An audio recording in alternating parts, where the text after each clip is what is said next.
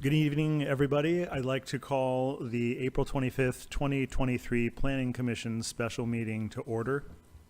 The Planning Commission is holding hybrid meetings. Members of the public can attend the meeting in person or observe the meeting on Zoom, online by visiting www.cityofarcata.org and following the live meetings link at the bottom of the city's homepage, or on the city's YouTube channel. If you are attending remotely, please be aware that the Zoom feed provides the closest to real-time stream. If you rely on the other feeds and you wish to make comments, please be aware of the time lag on those feeds. The first item on our agenda is the land acknowledgement. The City of Arcata acknowledges that the lands we are located on are the unceded ancestral lands of the Wiyot tribe. The land that Arcata rests on is known in the Wiyot language as Gudene, meaning over in the woods or among the redwoods. Past actions by local, state, and federal governments removed the Wiyot and other indigenous peoples from the land and threatened to destroy their cultural practices. The City of Arcata acknowledges the Wiyot community, their elders both past and present, as well as future generations. This acknowledgement seeks to aid in dismantling the legacy narratives of settler colonialism. And roll call is next. I just want to give a brief welcome to our new Commissioner, Joel Yodowitz. Thanks, Joel. Great to be back to full strength here. David, will you call roll? Yeah, Commissioner Lehman, Here. Commissioner Simmons, Here. Commissioner Mayer, Here. Commissioner Yodowitz, Here. Commissioner Figueroa, Here. Vice Chair Tagney, Here. and Chair Davies. Here. On the city staff end, we are joined today by Community Development Department staff, Director David Loya and Senior Planner Joe Matier. Next up this evening, we will have public comment. During this time, people may make comments about items that are on the agenda. Except for the public hearing on the planning permit, which has specific planning law requirements for public comment, we will not be opening public comment on each item individually. If you have comments about items that are listed on our agenda today, except the Tuttle design review, please line up now behind the lectern. If you are here to speak on the design review permit application, I will be opening public comment for that item during the public hearing. If you are on Zoom and you wish to make oral communications on matters that are on today's agenda, please raise your hand by selecting the raise hand icon on the right side of your screen, or by pressing *9 if you are calling in. For those on Zoom, when it is your turn to speak, the clerk will unmute you. Each speaker will have 3 minutes to comment. Feel free to state your name for the record. May we have the first speaker, please?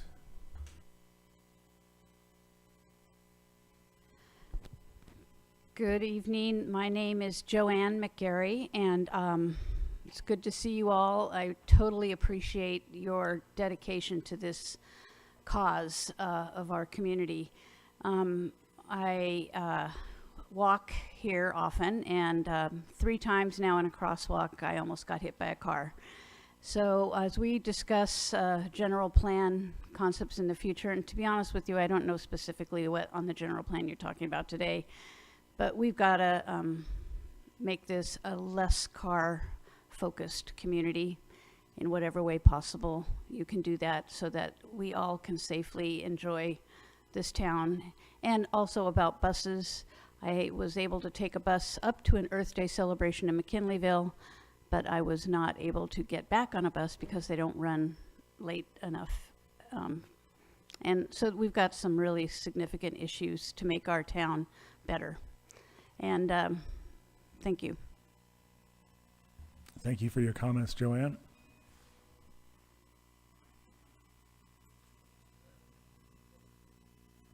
I would like to cede my time to Fred Wise. Thank you.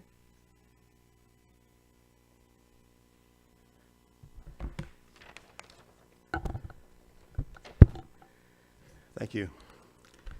One thing I'll mention as a small aside, the Marin County form-based code was given to us as an example in the packet.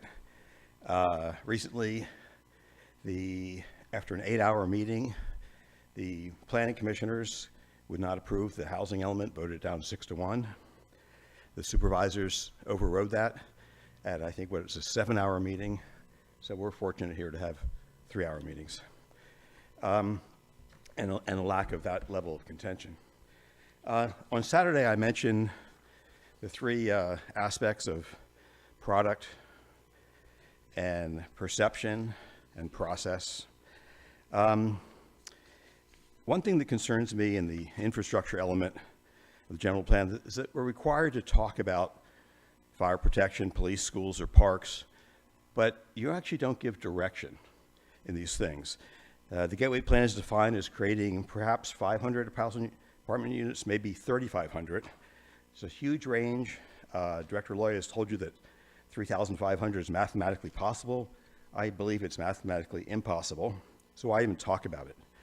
As we've seen in the last couple of months, with the university getting their 300 motel rooms, talk of a barge hotel, if 500 apartments were to sprout up suddenly, automatically, they'd be filled more or less instantly.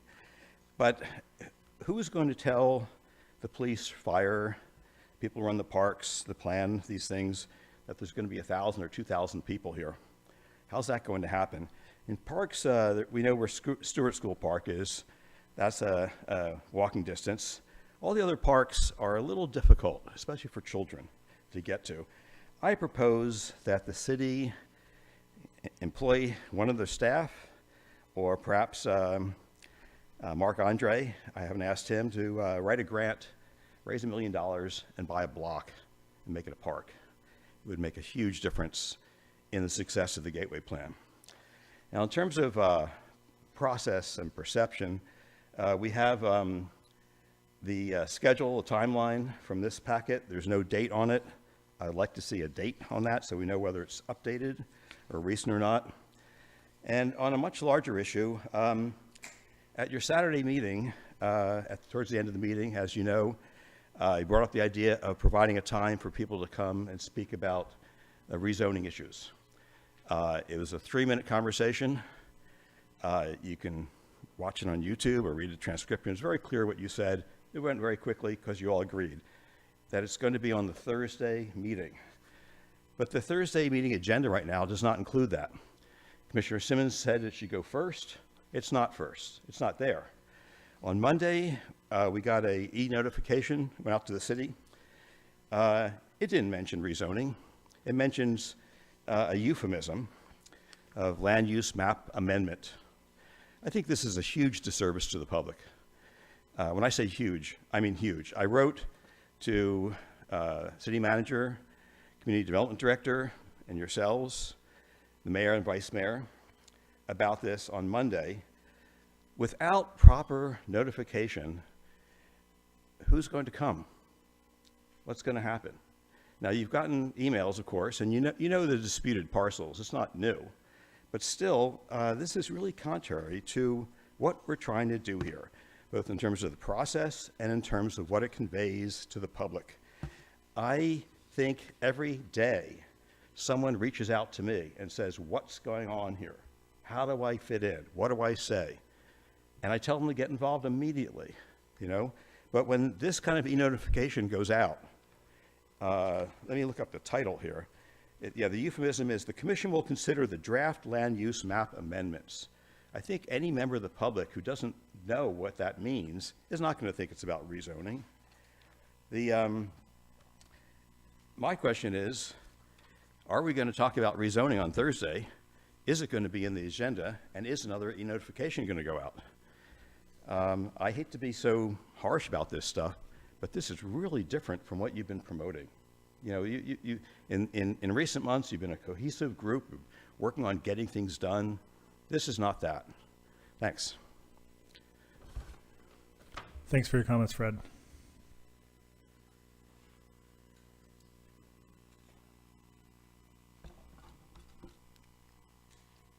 So, good evening. Patricia Cambianica.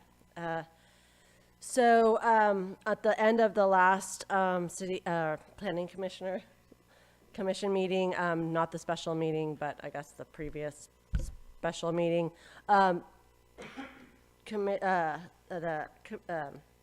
Chair Davies kind of pushed back. He's feeling obligated to push back about public comment and kind of our frustration that he noticed, and said it was a critical part of what you do to listen to us, and it was important to you.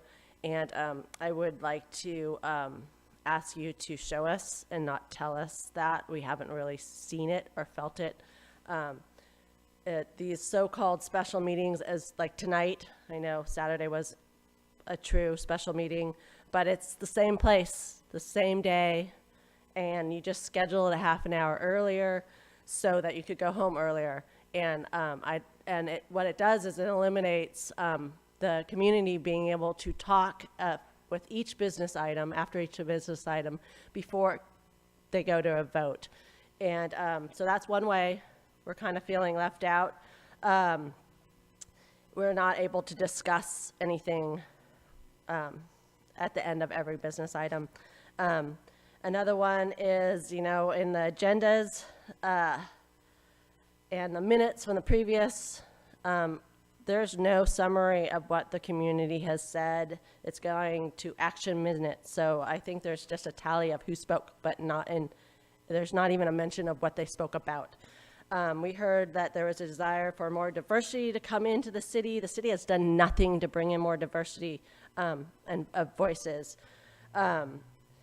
They've done like a token, like I think there was one, and they had one person that spoke Spanish, and that's all I really know of.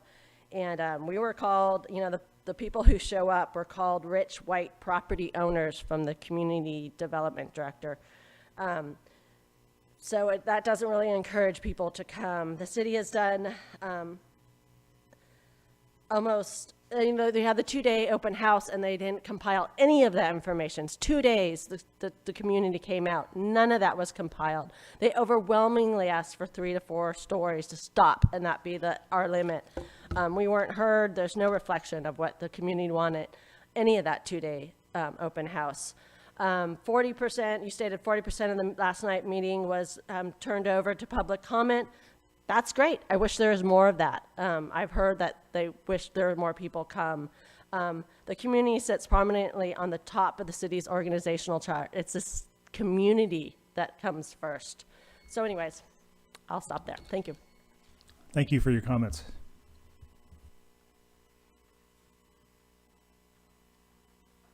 Hello to staff and commissioners. James Becker. I believe tonight it sounds like, but we just never know until things get started, that eventually you'll be making recommendations on circulation and also on solar shadowing. Just want to remind you that there has been a lot of discussion on the subject via meetings and workshops. Please remember citing setbacks, step backs related to existing structures. This will allow to maximize solar panel exposure. And there has been discussion also about microgrids. I just want to let you know that our Devlin Cottage will be involved in both of those. And, I would really just like to see that, in the big picture, we are trying to, incorporate all those things, and that's what we've been sold on. And then just revisiting L Street, going back to my notes, I'm just getting a little tired of writing new things. I just want you to remember that if you, as far as what's being offered here with L Street is the claim that it's going to be, the park would be accommodated by, allowing for easements being offered out by the new developments. And, that's just purely if it happens and you're trading off existing unspoiled corridor for the possibility of privately owned public spaces. And I don't really think that's acceptable. I would recommend that these spaces could be further enhanced to existing park if they do happen. And then the detriment of not preserving the existing right-of-ways is further exacerbated by Gateway Policy GA7I, no net loss of Class 1 trail system in general of the total current linear footage of the Class 1 trails in the planned area, even if the current facilities must be realigned and relocated to other areas within the route. If implementing the realignment of the roadways impacts the existing Class 1 rails trail facility within the L Street right-of-way, design and construct a new trail in another location within the plan area. If implementing the realignment of the roadway impacts the existing Class 1 rails to trail facility within the L Street right-of-way, design and construct a new Class 1 trail in another location.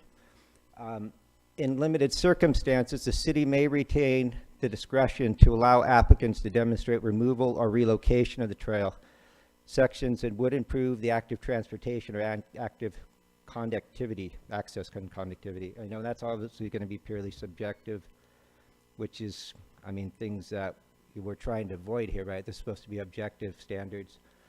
This language would permit private developers to realign L Street and move the trail, and I don't think that should be in the hands of them. I think that should be decided long before, and you know, my vote is for preserving the Greenway and the L Street corridor. Thank you. Thank you for your comments. Is there anybody else that would like to speak from the audience here? Is there anyone on Zoom? We have 3 on Zoom. We did experience some sort of a technical glitch, so I lowered everyone's hands. So if you're online, I'm just going to ask you to speak in order. And let's see. Go ahead, Bob, and or Suzanne. Hi, good evening. Let's see, is our camera supposed to be on?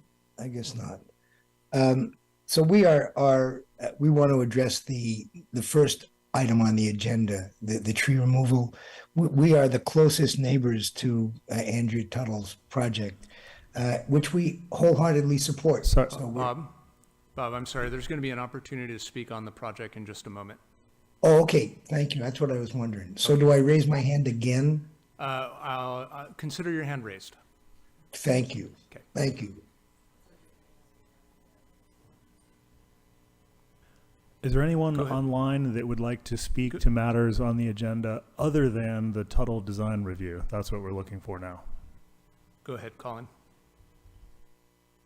Good evening, Commissioners. This is Colin Fisk, Executive Director of CRTP, the Coalition for Responsible Transportation Priorities. Regarding the building height and shading, we just want to reiterate CRTP's position that taller buildings are necessary to provide the levels of density that are required to support walkability, bikeability, and high-quality public transit. And just to ask that any measures you may take to mitigate shading concerns, that you be careful not to excessively reduce the densities allowed below those that can support those critical amenities. Regarding the public safety element, we would ask that you add a policy that commits to working with the fire district to jointly investigating purchasing smaller fire trucks in order to reduce the perceived need for bigger and less safe streets, which would be designed solely to facilitate fire access, noting that smaller, more maneuverable trucks are already in use in many cities. And finally, also in the public safety element, we think it's critical to acknowledge the data that's available that shows nationwide, statewide, that there are severe and persistent disparities, racial disparities in traffic stops and also in outcomes of traffic stops. And therefore, we think that the city should commit to transitioning to unarmed staff enforcing traffic citations as quickly as possible. Thank you. Thanks for your comments. Go ahead, Jane.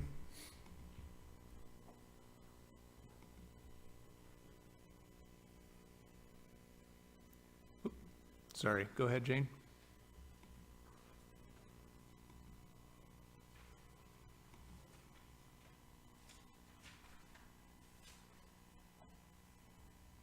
Jane, we can't hear you. You appear to be muted.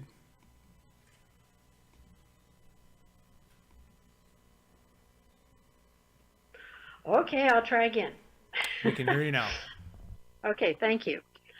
This is Jane Woodward, and I want to thank you for managing to try to absorb and respond to all the policies proposed both in the Gateway Plan and the overall general plan and the land use element. It's a prodigious task, including for the public, by the way. I'm going to hit a number of topics because you may be dealing with a number of topics. I want to remind you that staff have not yet laid out a plan for L Street as a linear park so that the Commission and City Council can actually consider it as an alternative to a one-way L Street. I suggest it would be useful to incorporate the KL Street couplet as an implementation measure rather than as a goal, and not to anticipate that it will take 30 years to occur. City staff appear to want to be able to take action now.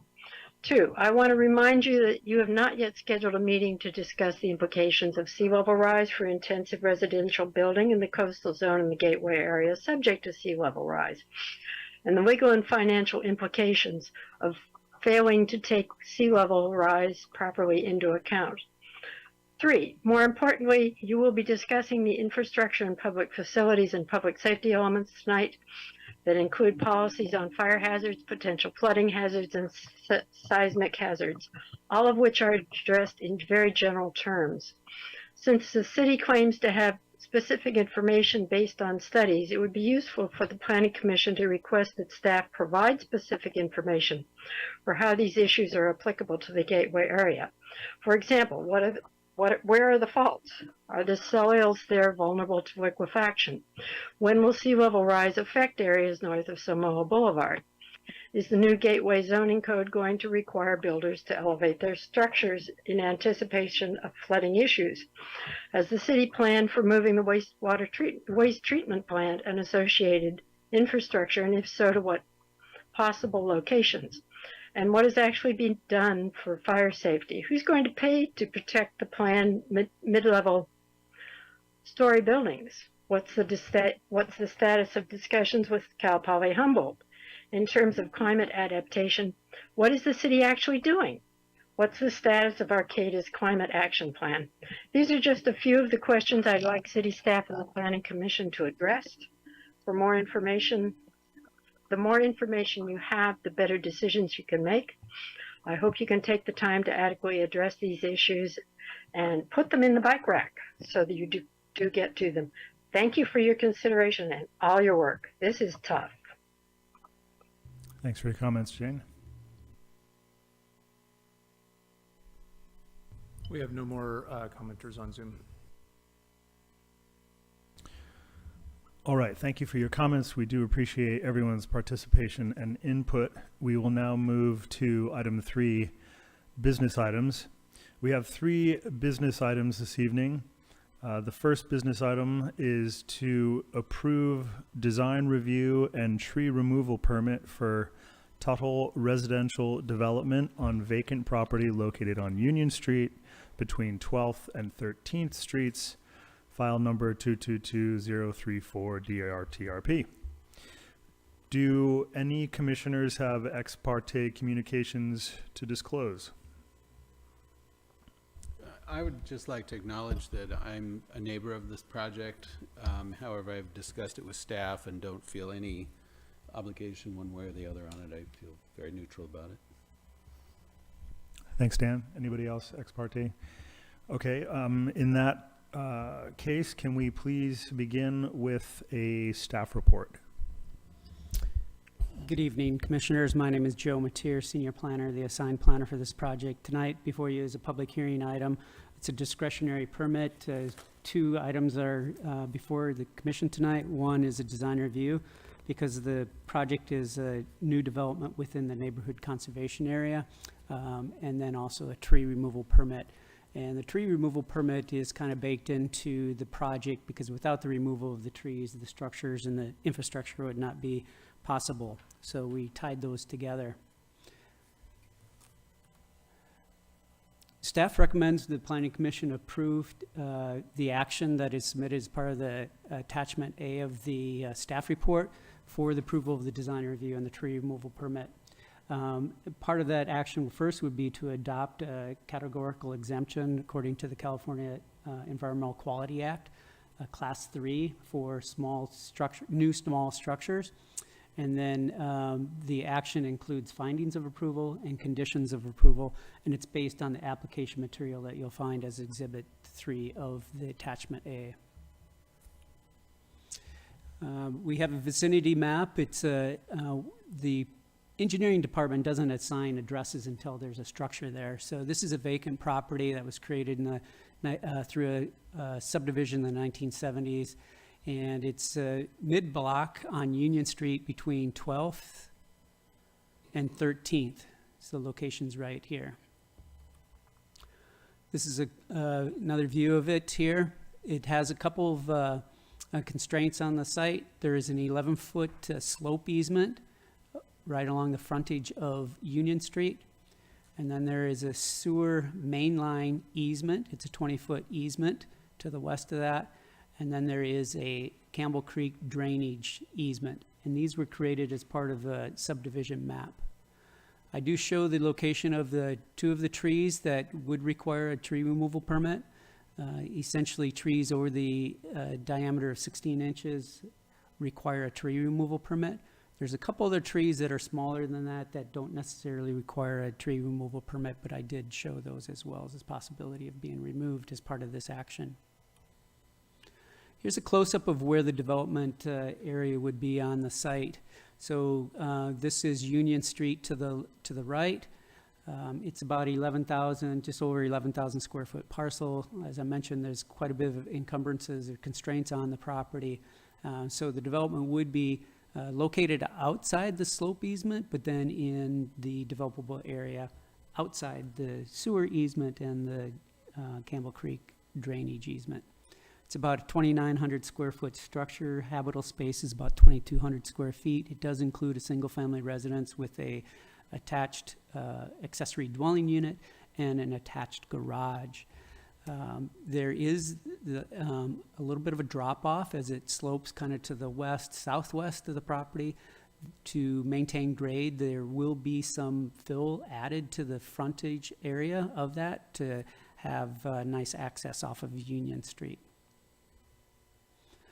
Here's a picture of some of the elevations. It's the east elevation, the top from Union Street as you look at it. So you have the two-car garage here. It almost appears as a single-story residence from this elevation here. And then as you see from the south elevation, it is kind of a tiered two-story with a accessory dwelling unit on the lower level and living quarters on the upper portion of it. There are some architectural features that are compatible with that Bayview neighborhood area. We have, it does have the metal roof, which is a little more modern material used, but then the window designs and the knee braces and the brackets and the type of doors and stuff like that, it does make a nice, almost craftsman style development. There'll be wood siding, shake wood siding on the structure itself. And then we have the view from the west. That would be if you were at Campbell Creek and looking to the east, would be this structure here. And then from the north elevation here.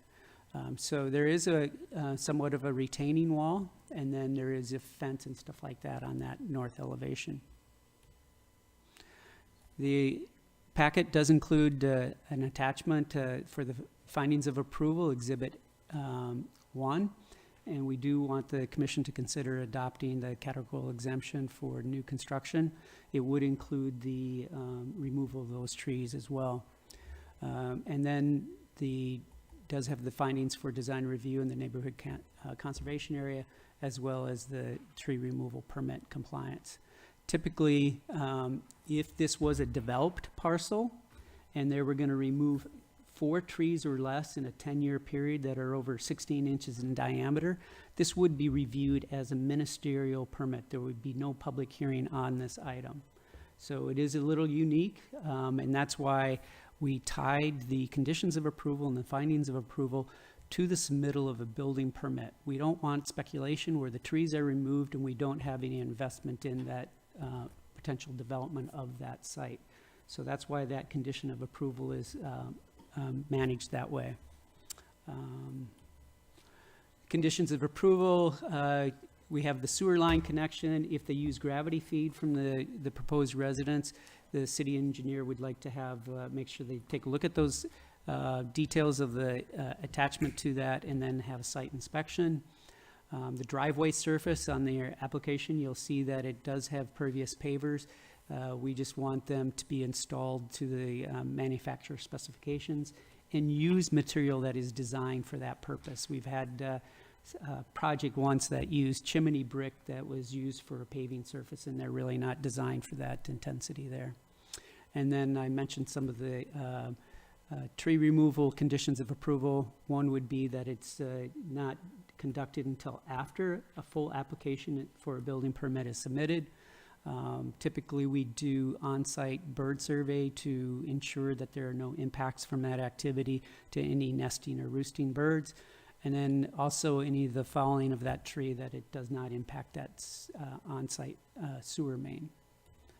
Other than that, the staff has that recommendation in the staff report, and I'll be happy to answer any questions. I do know that the applicant property owner is available, and their agent, the architect that did the design. Staff received one public comment, and it was a letter of support or an email of support for the project. Thank you. Great. Thanks for that staff report, Joe. Do any commissioners have any questions or comments before I open public comment?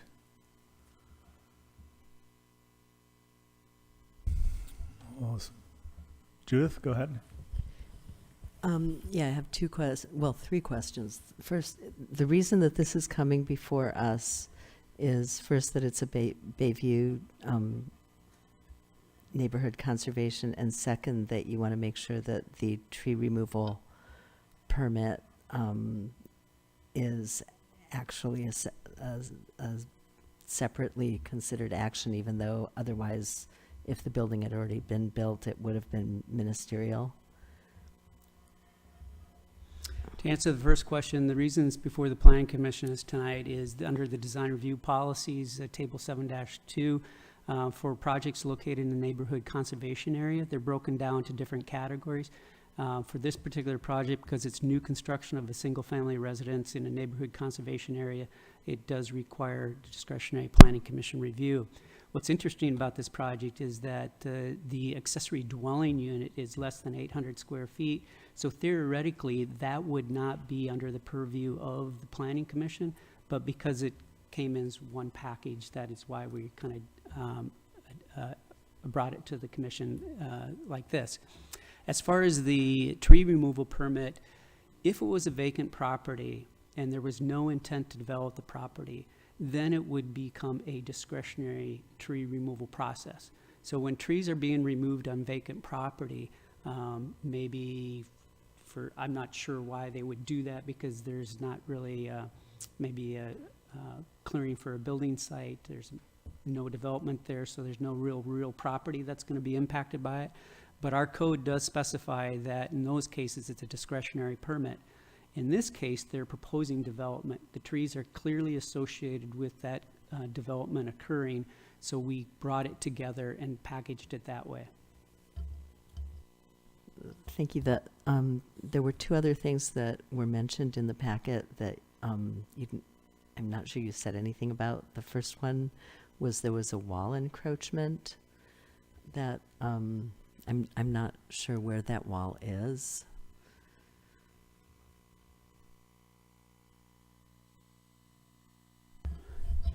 Yes, actually the applicant owns the property to the south, and it is a small retaining wall on the south property line, and I believe it has to do with some of the parking turning radius on the adjacent parcel that the property owner owns. There's a civil code section that doesn't require a property owner to have an easement for use of their property. If somebody else owned the southern parcel, I mean, it could eventually create some complications in the future. But right now, that property owner sort of has the right to develop over that property and access that property. If it was a subdivision, and we would want to ensure that future property owners would know of that complication there. I'm not really sure I just brought it up and just wanted to make clear that there was that small discrepancy in that property line on the south here. They could I'll maybe defer and ask that the property owner or their agent address that and see what kind of future fixes they might have in place. There could be a lot line adjustment that would fix that. I don't know. Sometimes it's almost like doing a lot of work to correct a small minor issue. Maybe that retaining wall could just be removed. Okay, and the last question is, the street-facing slope easement on Union Street, it looks like the driveway goes right over that, but the bushes to the south are what occupy most of it, and on my map, I couldn't actually see exactly where that easement ended. Okay, it's an 11-foot easement that's recorded on the parcel map, and the plans actually show it as a 7-foot slope easement, so there is a little discrepancy there. I reviewed this with the city engineer. The property slopes from the highest point is up in this, that would be the northwest corner, and then slopes to the southwest corner. The driveway, the city engineer prefers it to be in this area here, so it aligns with the alley across the street.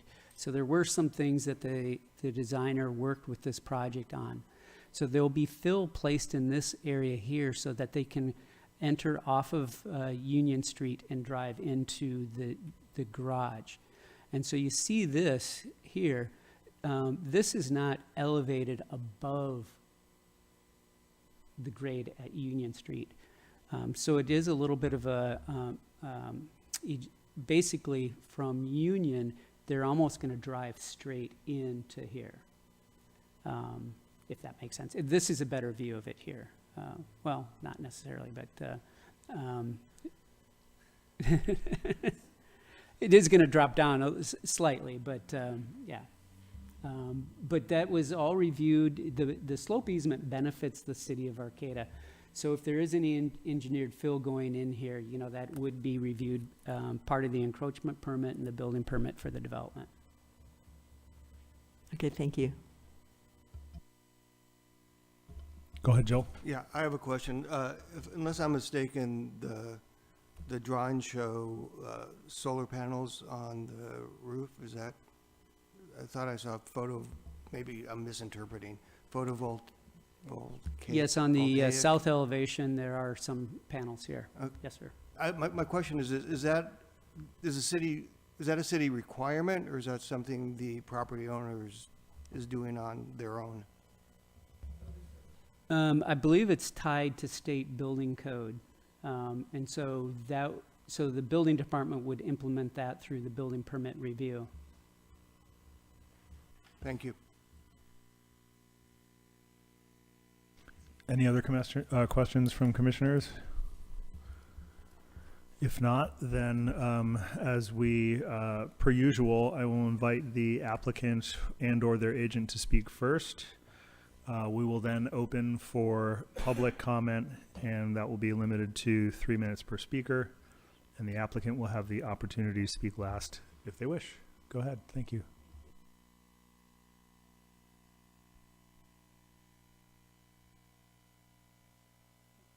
Which we've called the middle lot, that fronts on Union between 12th and 13th. My primary residence for the past 45 years has been the house next door on the corner of 12th and Union. I love my current house, but as I get older, I find I need a living space with no stairs and a level entry for myself. And so that was really the driving design consideration that's reflected in the floor plan and the driveway entrance. Since the slope of the parcel allows for a downstairs unit, we've included one which meets the code requirements for an ADU. Campbell Creek flows out of the community forest and forms the backyard of all 3 parcels that face Union. We've been particularly mindful of the riparian zone, and we've provided for wide setbacks, including the sewer easement, and we will avoid any disturbance to the creek. I'd like to introduce my outstanding architect for the project, Martha Jane. Martha lives in Arcata and has experience in designing many projects in Arcata and Eureka, both residential and commercial, including a residence in this same Bayview neighborhood. So she brings an understanding and a feeling for the neighborhood, the massing, the structural styles in this conservation district. As you can see, Martha has prepared a very comprehensive set of plans with a lot of information in them and images. So I don't have any particular new information to offer you now, but Martha and I are here to answer any questions that you have. But before I close, I'd really like to thank and compliment Joe Mateer, who's been very helpful and responsive and has written a comprehensive staff report. I also want to thank the rest of the city's staff who were involved in the pre-application process. This is a very helpful part of your requirements for applicants in flagging items of particular importance. So I want to thank Public Works and Environmental Services and your reviewers on the fire and the sewer and the drainage and other provisions who commented on this during the development. They've all been very helpful, and so I want to compliment them too. So with that, thank you for your time and your review, and we're here to answer questions. I don't know if I should respond to some of those that Commissioner Mayor raised now or later. If you'd like to, or if the architect would like to speak to those, whichever is Let fine. me just quickly respond to this little jog of retaining wall from my house. It's, yes, we built a retaining wall for the parking, for the driveway entrance and a parking spot, and we didn't know exactly where the property line was at the time, but we owned them both and they were just open space, and so for a short distance it does encroach on the other parcel. If, when the time comes that these need to be, that situation needs to be fixed, it's easy to remove that retaining wall and just grade it through. I don't recall any other questions at the moment that I don't think so. I can respond to, so thank you very much. Thanks very much for that. Anything to add? If not, that's fine, but if so, now's your chance.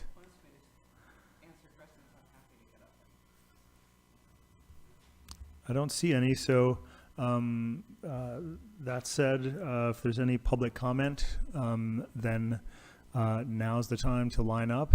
I know we do have at least one speaker online, but if anyone here at City Hall would like to speak to this project, David, someone online? Or did you want to speak? Please come up to the lectern. While we're waiting for that, Bob, if you could raise your hand again, the attendees disappeared on my Zoom screen again. Thank you. So I'm Latif Burdick. I live on corner of 11th and A, so I have a bird's eye view of Andrea's existing house, and I'm really glad to see the plans because I think they do a great job of architecturally fitting in the neighborhood. You know, I've been a builder myself for 35 years, and I did all the design work for most of my projects, and mostly in Arcata and the county. And I love our neighborhood. I've been there for 40 years myself, and I see no problems with this. I trust the design. I trust the owner that they're going to do a right forward job. Thank you very much. Go ahead, Bob. Great, thank you. Hi. So when you look at those pictures, our house is the one just above it. So we're on the corner of 13th and Union. So we will be the closest neighbor. And so we've gone over these plans with Andrea. She's been very helpful in listening to our concerns. And we are completely in support of this project. And I'm not sure if this is the right venue, but we thought that it might be a good opportunity to raise the issue of traffic on the street, on Union Street, because it's a heavily trafficked street with nothing in place that could help to calm traffic. So I'm not sure if that's in your wheelhouse, but it's something that we're very interested in somehow combining with this project, if that were possible, or we just take this idea to some other group. And we would be interested in your suggestions as to who to go to. Thank you for your comments. Yeah. And Bob, I would say you could reach out to our city engineering team and ask for Netra Khatri, our city engineer. Thank you. Thank you. Okay, thank you. Any other commenters? Yes, go ahead, Jane. Hi, Jane Woodward. I'm delighted to see this project happening. I think this is the kind of project we want. It's got solar panels. It's got the new metal roofing to which the panels adhere, and the roofing is long lasting. It has an accessory dwelling unit, which we're also promoting, which allows for additional units to be available. I think she's done a great job of fitting this in an area that needs to be preserved on the west side of the property. So I thank you, Andrea Tuttle, for doing this. Thanks for your comments, Jane. That's all. All right. Thanks to everyone who commented either here in person or online. Are there any additional questions for staff, or do commissioners have any thoughts or comments they'd like to share? I would just like to say that I think it's a fabulous project. Everybody seems to be in agreement and fits in very well with the environment and the neighborhood. And if you're ready for a motion, I'd be happy to give one. I am ready for a motion.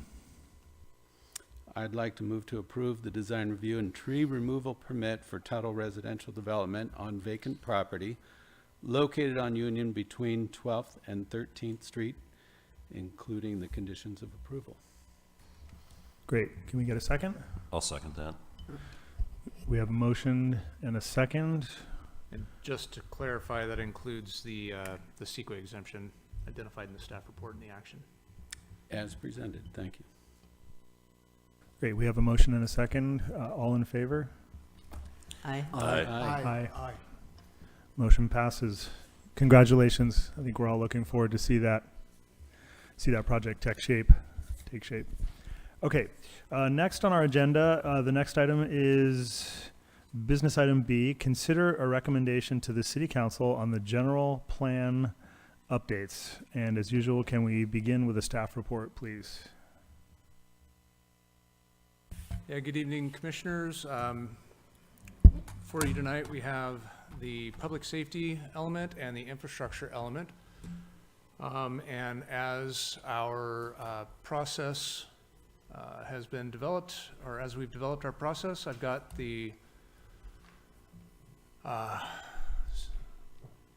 your comments here compiled for public facilities. I would suggest we begin there. Hold on a second.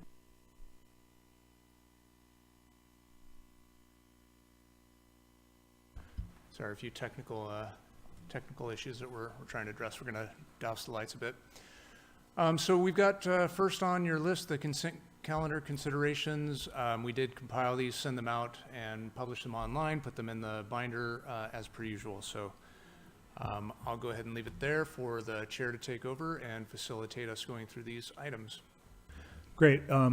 Everyone's had a chance to look at this consent list. Is there any items on the consent list that any commissioner would like to pull for discussion?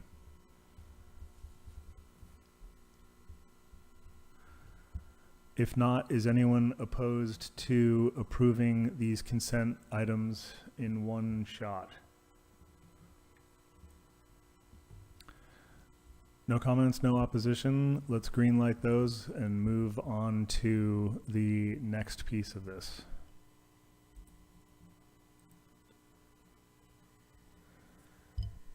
into the policy pitch section. As these items come up, whoever has made the policy pitch, please jump in with a brief elevator pitch regarding the proposed change, and then we will take it from there. I think that was probably mine. And there were several of them in that box under the guiding principles and goals. The first one was, I think for all of these sections, the guiding principles and goals should go right after the introduction and before the background material rather than right before the policy list. And I think staff may have addressed that, and that hopefully is what's going to happen. Is that something that you could comment on, David? The position of the guiding principles and goals. Yeah, I'm sorry. I tuned out to help Joe orient a little bit. Was the question whether we are proposing to reorient these? I think there was a recommendation for that, and we've had support for that. Staff doesn't really have a comment one way or the other, whether to have the goals go before the introduction. It's Okay, fine. I guess my suggestion was after an introduction to the element, that's where the guiding principles and goals should go before you get into all the very, very lengthy background and current conditions. So what I've done with these suggestions is to suggest moving those and then adding to some of them. So do you want me to talk about the several additions here, or go one by one? Let's take them piece by piece, I think. Unless you feel like they're going to hang together cohesively and not require separate discussion. Okay, the first one was for for the water supply, to add a note that we want not just adequate water supply, but safe and affordable water supply and delivery systems. This obviously addresses our leaping, jumping, and hopping water rates in town, which I'm sure if we haven't all experienced them yet, we're going to get hit pretty soon. And so that seemed like important language that we can't just assume that infinite water rate increases are going to be sustainable. The second one was in B, to add a note that Can I jump in real quick? Yeah. I'm sorry. And part of my confusion was when I was putting this together, you'll note that sometimes there are some staff comments here that I add in bold brackets. I was unclear what the change was. I didn't go back and forth between the original document, and now I see the change. And I guess after reading these and understanding that you are this gold color or whatever color you want to interpret. It came out be brownish. Yeah, the brownish color. Let's call it brownish gold. So I think all the staff brownish can support ones. all of these policy changes. So if everyone has read this and you're comfortable moving forward, I would move this to the consent, so to speak. That's fine with me, but Great. Then if staff is not opposed, do any commissioners, anyone have any opposition to adopting this language? okay.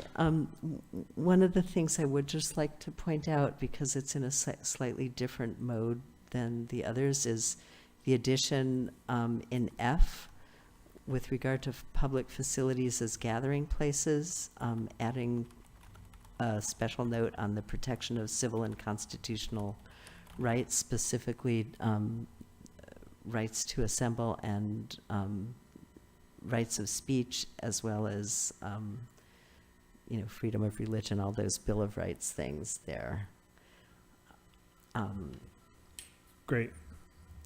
I don't think that changes anything for anyone, so let's adopt those en masse and get to the next item.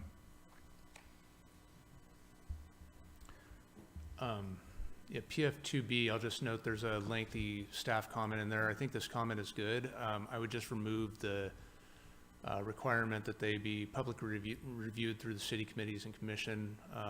There are different processes that are set up for different pathways, and requiring that they go through committees and commissions This is not likely to be supported by council. Certainly, we've seen a shift in that over time, and so I think in general, this idea is a good one. I would just remove that language. That's the language that I very explicitly wanted added, and I feel that it's extremely important, especially given some of the controversies around the wastewater treatment system and the fact that these are often very complex matters that the public would appreciate understanding, and more to the point, having a forum to weigh in on other than simply before the city council. So that is very explicitly the language that I propose to add. Does anyone on the commission have an opposing view or any comments to add to that, given staff's take? Go ahead, Matt. I'm mostly just looking for clarification. So every time there was a new planning assumption made by staff, it would come before a committee, or I'm trying to understand how it works. I think that because some of the issues associated with the wastewater treatment plant aren't just, routine maintenance or even, fairly minor upgrades of, $1 million or $2 each, but humongous changes amounting to 50 million plus each, I feel that it's very important for those to be addressed not just by the city council, but by committees or commissions where the details of those proposals can be vetted with the public. And that's certainly something that happened with our current upgrade of $50+ million. And I really appreciated that, and I think the public did as well, especially as we're looking to address concerns about sea level rise that may be coming up in the future. We're going to have another many $1 million of additional work that I would hope we would not adopt lightly or without a great deal of public review. The Planning Commission and our committees offer a forum to do that, and that's how we should use our public forums. Thanks, Judith. David, am I understanding you correctly that the position of staff is in the language or the corrections, the response that you made is aimed at protecting the authority of the city council to be the ultimate decider of whether it goes to cities or committees or the Planning Commission? Am I getting that right? Yeah, that's a good summary. Another way of changing this to be more palatable would be, instead of saying shall be reviewed, should be reviewed, and then at the end, at the discretion of the council. The way it's currently written, it's overly broad and captures myriad different processes that currently don't have that level of review, that probably don't warrant that level of review. I think pointing to a wastewater treatment plant upgrade that costs $50 million is kind of project that certainly you want to have a lot of eyes on and discussion about. But this captures all kinds of changes in planning assumptions, best available science, priorities, goals that simply are just not going to go through a Planning Commission review process. I would interpret this broadly enough that the City Council could not set its goals for spending for the year, for the budget, without first going through committee and commission review, and I just simply don't think they're going to accept that. If you do want to approve this the way that it's written currently, I would encourage you to go ahead and take that action. But I will note that, similar to the gateway element, where we've had policies that enhance or refine or better interpret the intent that supports city's actions, those will be placed in line. This kind of language will be placed in a recommendation that goes on the side, not in line in the document, to identify to the council the reason why the staff does not believe this is in their best interest to adopt. Got it. Could you possibly type the language suggestion that you suggested would make this easier for staff to support, and then we can all look at it and see if we can get to agreement? Commissioner Mayor, how did you feel about the staff recommendation? I'm looking at it.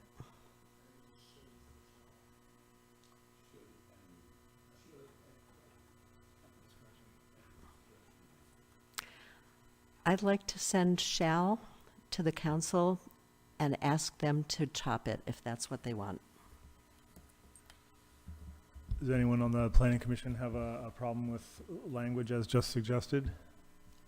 Which language as suggested? The shall, and then leave it under discretion of the city council to make that final decision. I have a problem with that. I would like to see shall remain, and That's what I'm sorry, that's what I was suggesting. that and we would obviously keep the city shall council has discretion over virtual everything we do. Is there a dollar figure also being suggested here? I mean, I think that you're basically legislating through policy by adopting this, this language. And policies are intended to establish the framework for adopting legislation. So I think that on those grounds alone, I would, recommend against that. But I think this softens it enough to where it still retains the city council's authority to direct when, where, and how, under what circumstances, under what budget levels. We're not establishing that in advance. We don't know what the conditions are going to be. I trust the representatives to make, good decisions related to those. So. One thing that would make it reasonable for me to see that change, if you added to the language I suggested, major goals, priorities, something like that. Obviously, the city council has discretion regardless, but I think that we could trust staff to determine what a major goal, planning assumption, or other change would come before the planning commission. I'd like us to kind of lock in on something here, or maybe if we're going to need a lot more discussion about this, maybe move off of this item. If we add major goals, that I think maybe gives the city council a little more latitude to define what's major or not. How does the commission feel about, let's take a straw poll, right, about the language as it is right now with shall being in instead of should, and the add-on at the end regarding discretion of the city council. Is there anyone that's opposed to this language being adopted? Okay, let's adopt it as is and move on to the next item. When you say adopted as is, which language are you referring to? The language as it says up on the screen now, shall instead of should. Okay. And the addition of at the discretion of the city council being added to the end of the original statement. All right, could we see that written as? I think it is. Well, no, it hasn't been written. We've still got two separate statements there.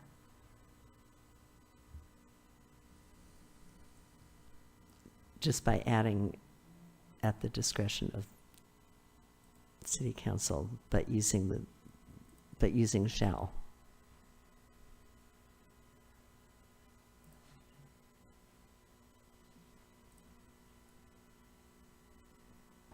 I'm sorry to be so sticky about this, but we've had several instances where it wasn't really clear what we were agreeing on, and this time I'd like to make it quite clear. I understand. I feel like everyone here understands what you're getting at. I feel like this language gets us there, and okay, that has it now. Okay. Good, thank you. Great. Can we get to the next item on our policy pitch list? Yeah, this is my item, and when I read this, it just seemed to me that preserving, I mean, it reads in that we would preserve established community student ratios. And in light of the fact that Cal Poly is expecting to double their student population by the end of this decade, I don't think we can preserve established community student ratios. I think there'll be more students and not that many more community members. So it's just, do we want to say this, or do we just want to eliminate it?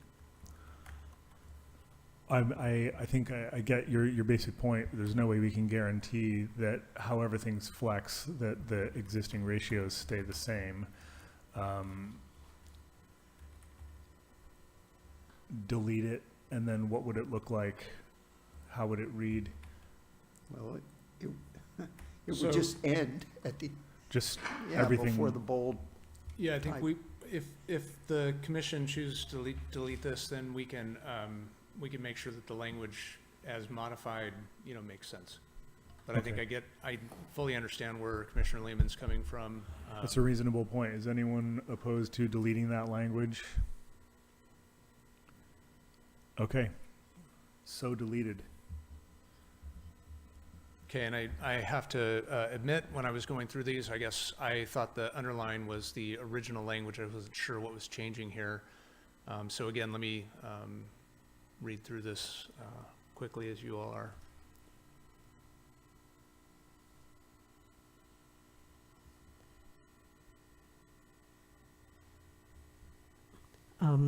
I think that was probably mine. Yes, it was. And I think that this language is fine, or something, something similar to this. I understand the intent of where you're going here. So staff doesn't have any concerns with this. The only reason I moved this into the policy pitch and not into the consent items is because I wasn't sure where the changes were being made. Got it. Does anyone have any concerns with this item or need to discuss it further? I would like to change, it should be receiving waters of the state, not California. So just to be waters of the state and waters of the U.S. So it's in receiving waters, yeah. So it should be receiving waters of the state.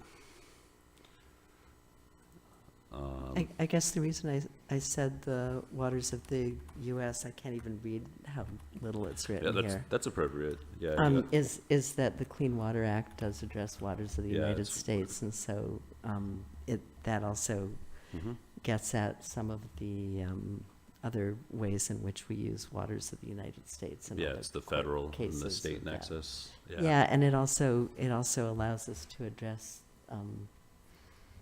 some wetlands issues and stuff like that. So yeah, I was going to say that, and then it should be compliance with the state water quality control board, not regional, California Regional Water Quality Control Board. It's the state water board.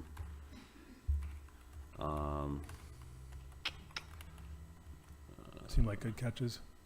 And again, NPDS permit, I think it's a state board, State Water Quality Control Board standards in regard to the NPDS. And I don't know if we want to do permit. I think we can just eliminate the added, what was the purpose behind permit after permit? Yeah, again, we don't have to finesse the language in this form. When we go through and clean this up, we'll revise all that. Cool. As long as we're I think locked in on policy level stuff, we don't have to worry so much about so we'll make these updates. Cool. Well, I don't know if you guys, those are good if adds. everyone wants to. Yeah. Does anyone have any qualms with adopting as proposed? Thanks for those additions, Christian. Good to go, yeah. Okay, let's green light that and move forward.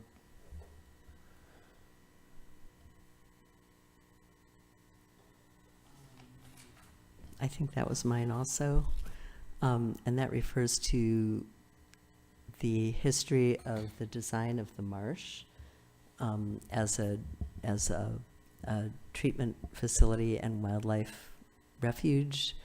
The city historically paid money to the university for various types of research and engineering projects. Given the burden that the university will be increasing on our wastewater treatment facilities over the coming years, I think that the idea that the city would pay the university to figure out how to address the additional wastewater burden that the university will be providing to the city is inappropriate. And so I suggested that the city should collaborate with Cal Poly to seek funds for future research. I think that old language was a relic of the year 2000, and now we're in 2023, looking forward to 2045. Yeah, I think this is a good revision. I would suggest that we soften this as well. The city shall renew the program, you know, especially if we're taking out as long as the funds are available. That we soften this to the city should, you know, continue the program where appropriate or something like that. Yeah, should is better. Okay, with change to should and a green light from staff, do any commissioners have any qualms with adopting this language? None seen, so adopted.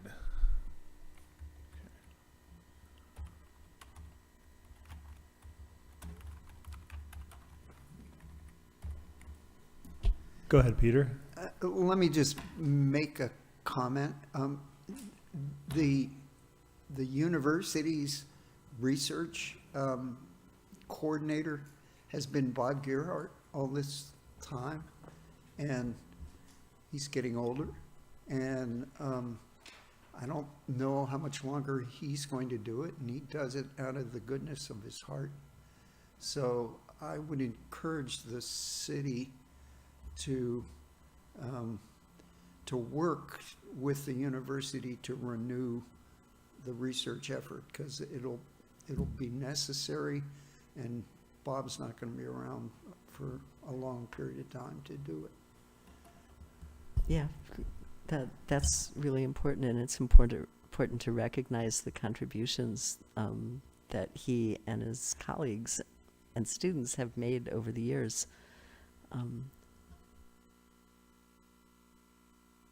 Thanks for that, Peter. The next item is item 6, PF2B. Whose proposal was this? That's me. Okay, Peter, fire So, away. you know, I read the staff comment. My understanding from the session we had with the local engineers and the state personnel was that despite the fact that a 1 meter rise by 2050 is unlikely, that the state was urging us as planners to plan for it, even though it's pretty unlikely. As I remember, it was a 0.5% chance, 1 in 200 chance. So that's why I put this in there, is because that was my understanding from that workshop we had. Now, I don't know, do you think that's different, David? I guess that this doesn't exactly dovetail with the work that we've done thus far on the local coastal program. And it hems us into a specific elevation when I think that our jurisdiction and most other jurisdictions throughout the world actually are moving more towards a what's called adaptation pathways. That has sort of, without getting into too much detail here, has a little bit more nuanced approach than just saying, look, we're going to fix this at 1 meter, and that's what we're going to plan for. I would be cautious about adopting something that could be seen as in conflict with the other body of policy that we've done in the local coastal program. And I would encourage us to maybe defray this conversation until we start looking at that local coastal program, where we talk in a lot more depth about what our adaptation policies are.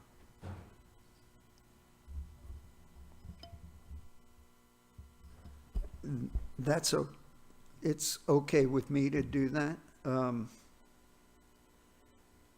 I do think that,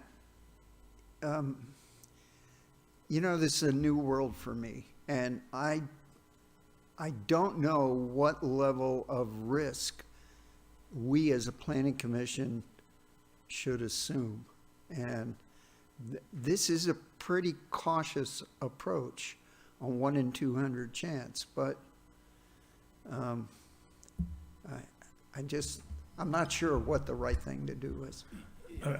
I think you're right. I don't think any of us know what the right answer is or what the right balance of the housing crisis on the one hand is and the concerns about sea level rise are on the other. I think we could probably do something to incorporate language that would maybe drive the adaptation pathways to acknowledge the likelihood of a 1 meter sea rise or something like that. But I also think when we are discussing the local coastal program, we'll be in the context of more details around specifically this. If you're okay with it, we can bike rack this and bring it back more actively when we get to the LCP. Is that okay? Is that jive with staff? Yeah, you could bike rack it. The idea behind bike racking items is that you're going to get back to them through this process. The local coastal program is on a different track, but if you want to bike rack it to the LCP, that would be something different. I just want to be clear about that. Yeah, I just mean, and maybe bike rack's not the right place or term, but I want to keep this as something that we're going to discuss, but with the specific intention of discussing it in the context of the local coastal program, and we get to it. Did anyone else hear what I heard at that workshop? I mean, tell me if I'm nuts. I heard a different number for critical infrastructure. I heard a larger or a higher elevation than 1 meter, so what we should be considering. So, but I'm gonna leave it to the director and to planning staff to massage that within our plan. Is anybody, Judith, go ahead. Yeah, when we were discussing the local coastal program before we put it aside in order to start on this stuff, one of the big issues was, are we going to talk about benchmarks that would trigger particular types of action, and then are we going to attach dates to those benchmarks? And we never resolved that.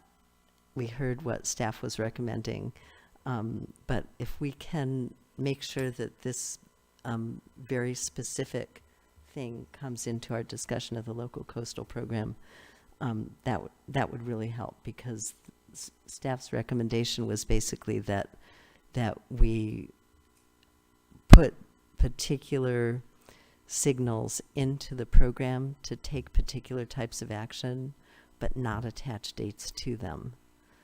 And we never resolved that. So that's something we're going to have to do. And exactly this kind of language is what we would need to debate on that.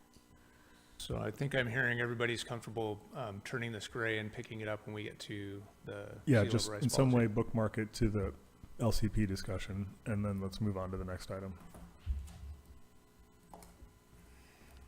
Does that mean we go back to the language that the draft included in PF2B, or that we eliminate PF2B altogether? I'm suggesting that we pause this discussion and have it in the context of the LCP when that comes before us.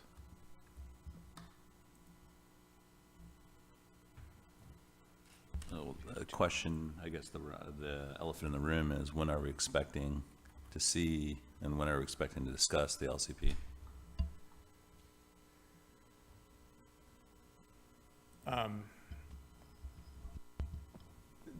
The LCP should be, coming up sometime later this year. We'll be taking another look at it.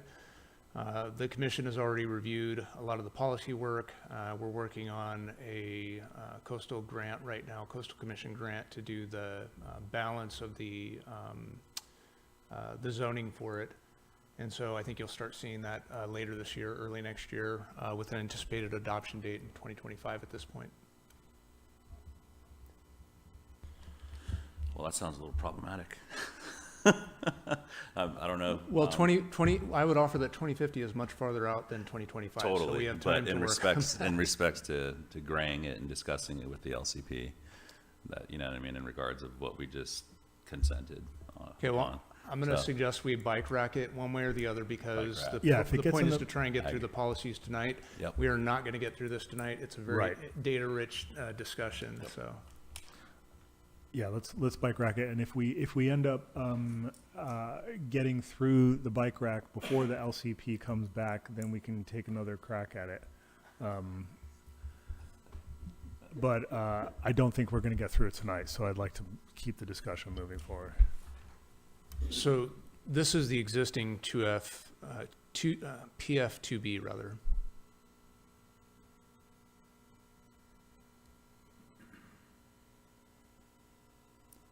So, to my read, this is sufficient in this setting to be able to refer us back to those adaptation planning works that we're doing elsewhere. The wastewater treatment plant is going to have a whole body of work around it.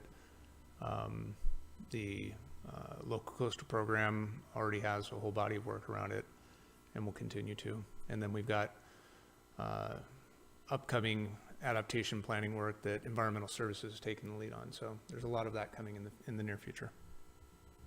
And the LCP is a coordinated effort with other governmental agencies around the bay, correct? So Correct. It's not just Arcata that's working. The on LCP this. is just specifically Arcata, but we are working collaboratively regionally. Okay. Next item then.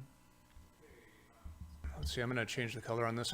I made this a different color so that we could identify that this was not in, this was not in your packet. This was language that came in, I believe, Commissioner Mayer's recommendations, and I was waiting to get some input from others on it, and I inadvertently left it out of this packet here. So you have not seen this yet.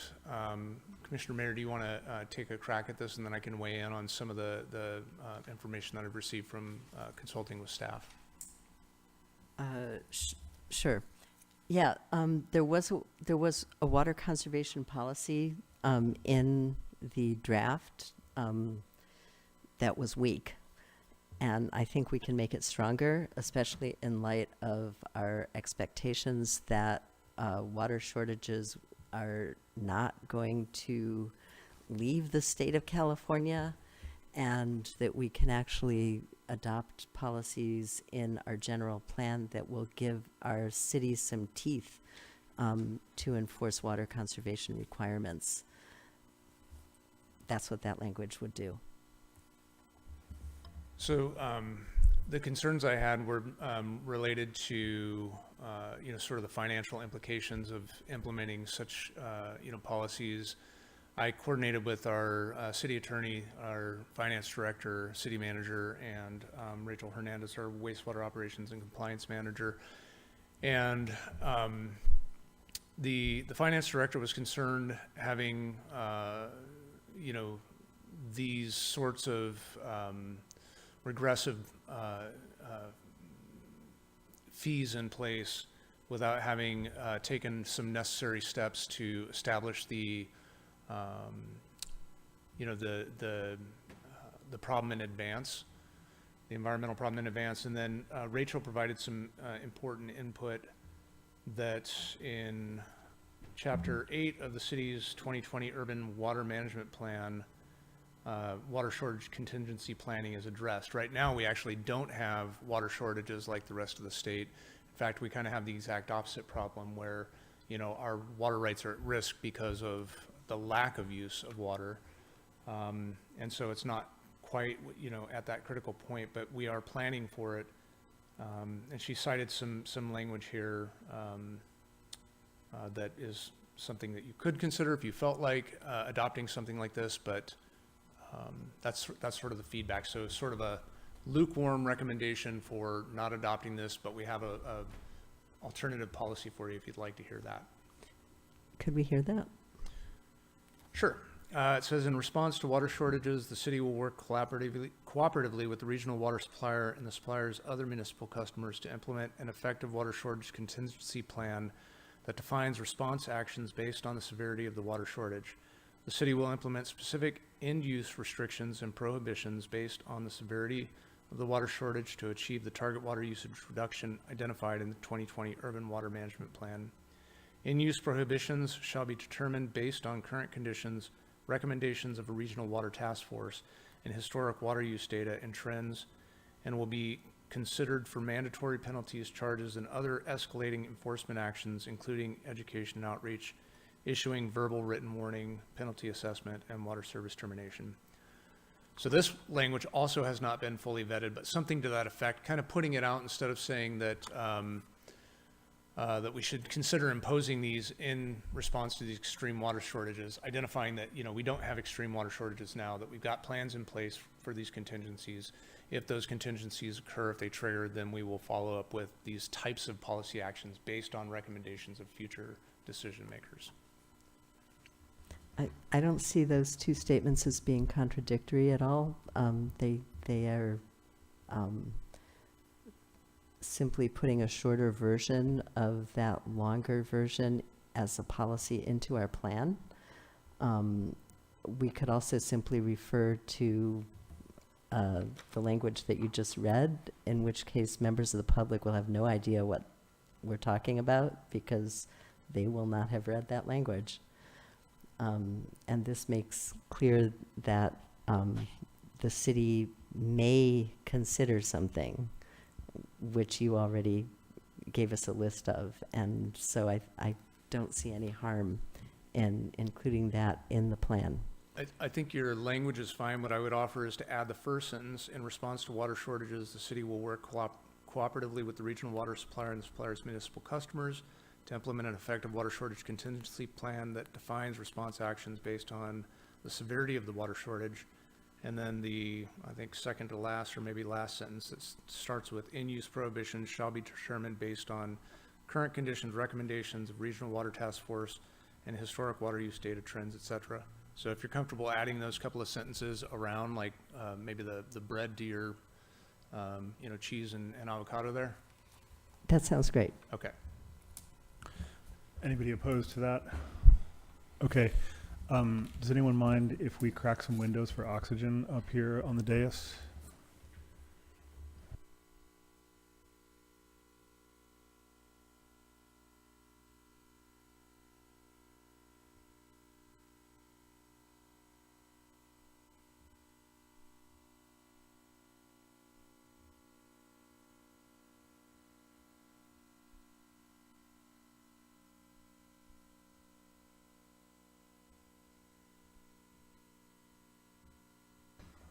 There was a second part of that about the building and site development permits. Did you want to do anything with that? I think these are already regulated through, help me with the acronym, Joe. They may be regulated through a whole number of things, but getting it in there as a general plan policy, I think, is an important step. Yeah, I mean, we have building code and all kinds of other requirements for that, so. Right, presumably those things I think those would be consistent, Yeah, and the general plan is then the Yeah, I don't- high-level document that warns us to watch out for them. Yeah, I don't see a problem with that language. Everyone good with that? Okay. Great. Ever onward. Okay, so I guess the question here is if you want to go into these other matters categories. Now, just sort of refreshing your memory, these are policies that had questions but not specific recommendations, or if you want to jump into the public facilities, which actually have policy recommendations. My strong preference is that we continue taking up discussions that have specific policy suggestions to them so as not to get sidetracked with something that doesn't even have a clear objective. Is everyone okay with moving on to the rest of the policy suggestions that we have on our agenda this evening? Everyone good with that? Objections? I'd like to at least take a look at those policy suggestions, because in some places they were suggested without specific language just because the the legalese of them might not have been clear. And well, I mean, we've looked at them before, and we've because these are coming back to us from at least one prior meeting. This one is new, but these are the documents that you received. I'm sorry, you did receive these on the 22nd. That's Right. correct. Right, so we haven't really looked at them, I don't think. And it, one of the things about our public facilities element right now is that it says nothing about any of our healthcare facilities, although most of them are some of them are located on public facilities zoning. And so do we want to have a plan where all of our healthcare facilities are addressed in a different element and not even mentioned in our public facilities plan element? If I recall correctly, where we landed on this subject at our last meeting was that anyone who just kind of raised issues without specific policy suggestions could always revisit them and include a policy suggestion, which would sort of bump it higher up on our list of things to consider. Again, I'm concerned that if we get into a discussion about something that doesn't have a specific policy proposal attached to it. There was a specific policy proposal, there just wasn't explicit language. There was a decision to make. Do we want to identify our healthcare facilities in our public facilities element? That's the question. Okay, well, let's take a vote of the commission. Do we want to dig into these? Do we want to move forward into our list of items to discuss that have specifically policy suggestions, or do we want to dig into some of these things and see if we can generate some language? At what point would we get back to these other matters? If we're considering them loose ends, are they bike racked? Or These are bike rack items. Okay. And if we get through the policy stuff this evening, we would jump right back to these before we move on? Is that the idea? I think that if there's time, I think that's the If there's framework. time, that's the idea. It's just Okay. difficult to say right now. Yeah. We've got about an hour and a half left, about an hour and 20 minutes because we need 10 minutes at the end. So I'm looking for a preference, whether Yeah. we move Well, forward my with. preference would then be to tackle the policy stuff first, just because it does seem more straightforward, and if we have time to jump back to this other stuff. Okay, Christian?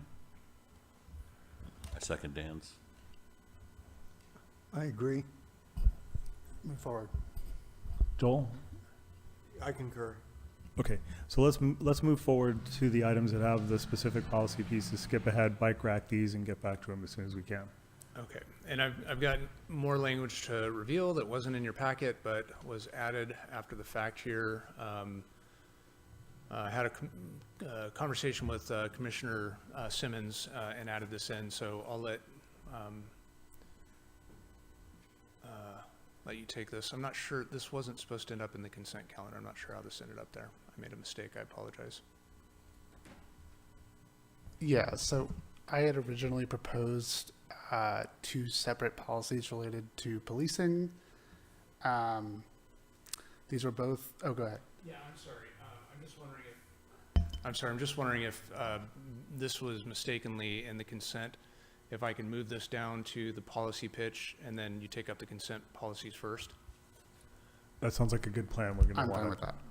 Okay.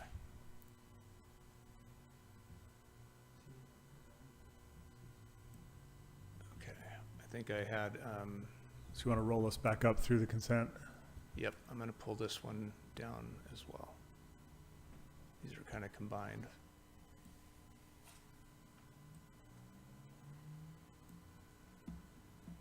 Okay. So two items in the consent.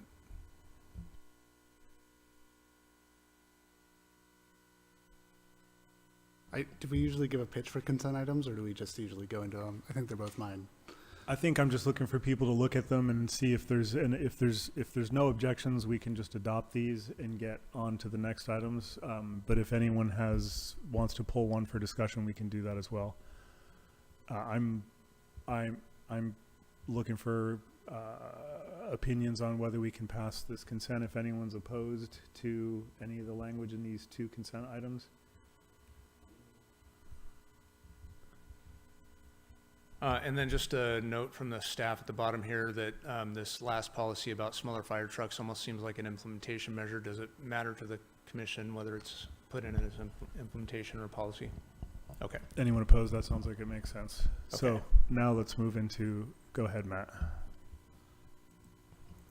Yeah, so, okay, so I had originally proposed 2 separate policies that are now being advised by staff to be combined into one policy. The purpose of my original 2 was, one, I had received public comments, I had received public comments urging for both of these 2 policies.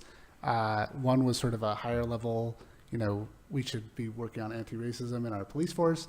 And then the second one was very specific incidents where, a lot of police-related fatalities happen during traffic stops.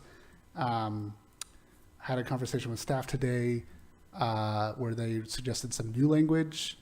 I don't know how the rest of the commission feels about my language versus the new language, but I would be okay with the staff language.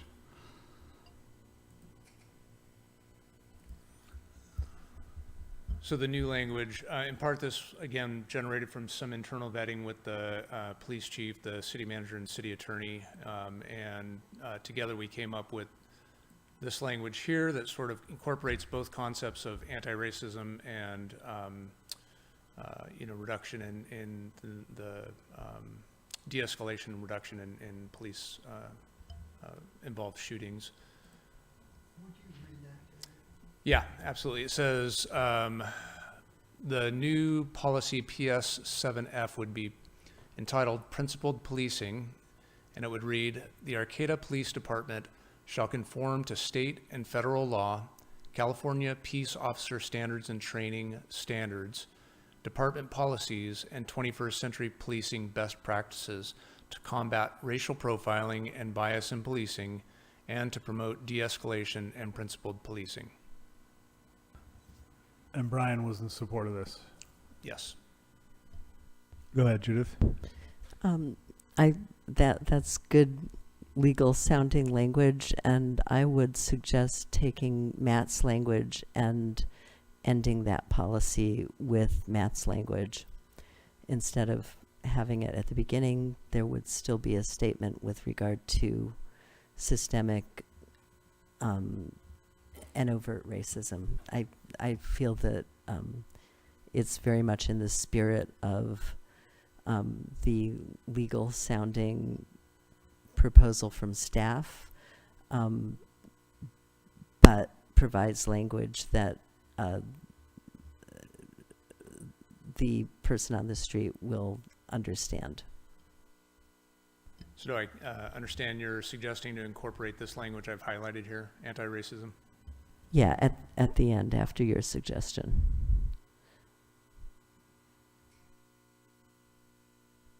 I'd be happy to have my original language back in, and it can be run by the same people as run by today.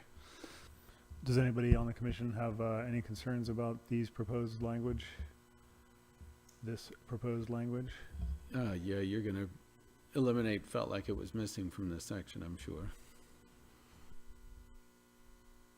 Yeah, that's not supposed to be that language. That's supposed to be my comment on the language, yeah. There's nothing in this new language talking about the difficulty of armed police interacting with citizens. Do we want to say anything explicitly about that? I just wonder if that creates a whole new department, or who those people are that aren't police, or, I mean, that must be a staffing issue, right? And training and funding. We do have, some novel programs that the city has, initiated, including the MIST program, the recent Community Ambassador program. There are some of those efforts that, we have, at least piloted. Again, I'll say, just because I know that this was, vetted internally and there were, specific reasons for proposing this alternative language. We'll pull this down, copy the anti-racism sentiment into that policy, but the staff is going to recommend the city council take that into consideration before they adopt this, and you won't see it reflected, that language reflected in the inline changes, because the staff have suggested that that's not appropriate for this policy language. So what I'm hearing is that you want to copy that language that I have highlighted, paste it here, and have PS 7F read like this.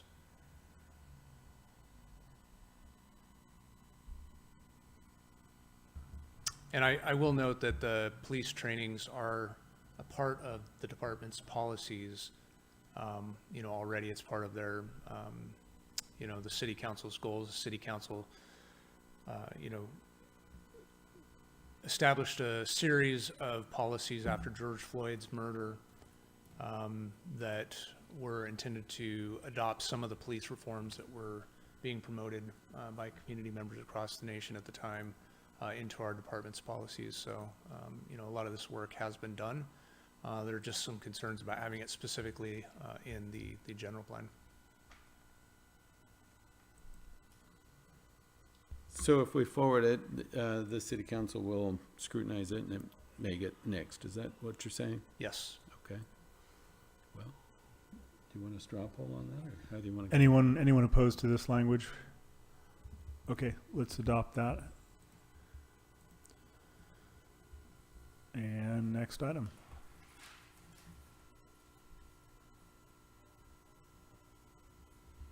I think that this policy, we don't have to go into this too much. I would say take a quick poll on it. I think this policy language is redundant and unnecessary. That's the only reason why I put it down here.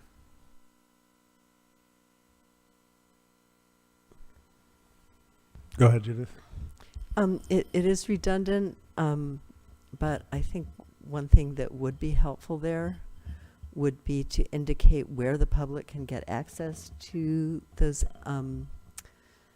MSDSs, because right now most people don't have a clue who to ask for them. So it might be an implementation measure rather than a policy, but just something to let people know who to go ask. Again, as one who's lived with MSDSs for a long time, I was surprised they weren't mentioned. So I'll just say that. I realize they're required by law, but lots of things in these policies are required by law.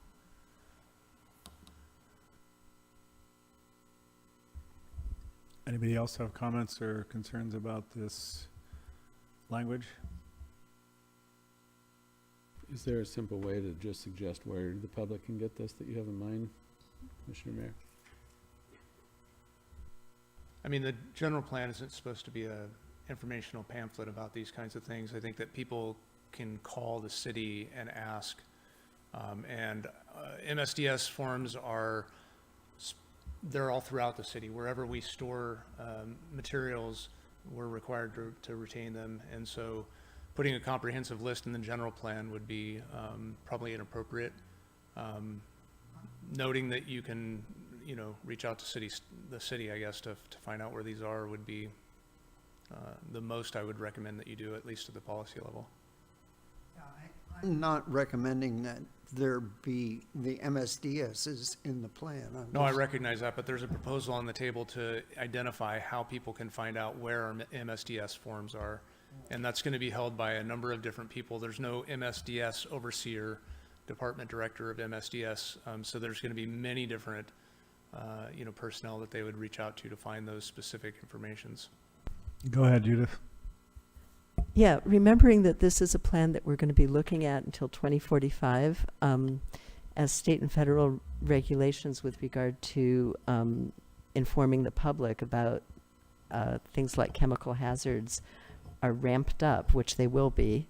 I would actually make it a more general policy than the language that you suggested, to say something like the city of Arcata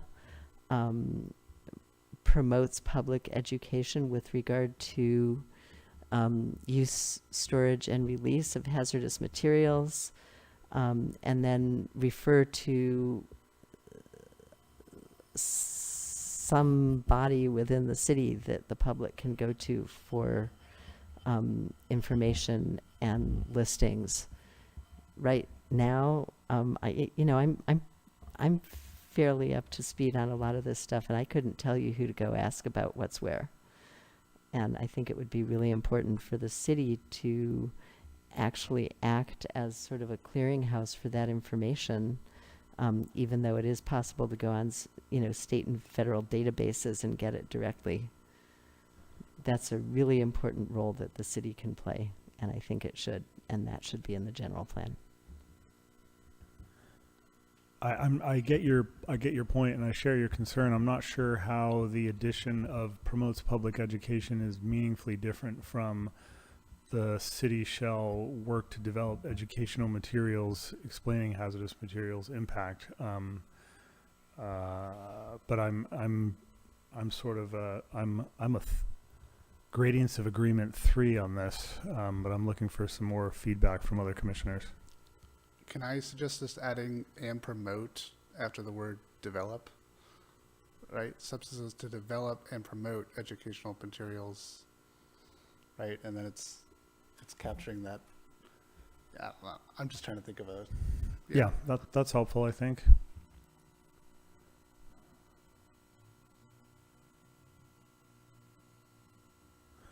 Okay, we got about 3 alternatives on the table. How do you want to resolve them? I was just imagining, the ability of a citizen who's concerned about something, chlorine at the wastewater treatment plant, could come in and read about it somewhere in the city, that's all. Well, and they can. I realize it's required, and I don't want to make a big deal of it. I mean, whether it's in here or not, I don't think is important, but I think it's important for people in the city to know that the information is somewhere and they can come look at it. I have a question. Does the city have a illness injury prevention program? Yeah. That's where all that stuff lives. It should, and that's where the safety data sheet should live. It's no longer MSDS's. So it should, all that stuff should be captured in that document. So just stating that if we have one, which we should. So that lays out all these issues in that in the IPP. Can we just make reference to that document as a way we're trying to find a way so that the average citizen that wants information here knows where to get it. Does staff feel like that's a reasonable suggestion? Sure. Or yeah. objected?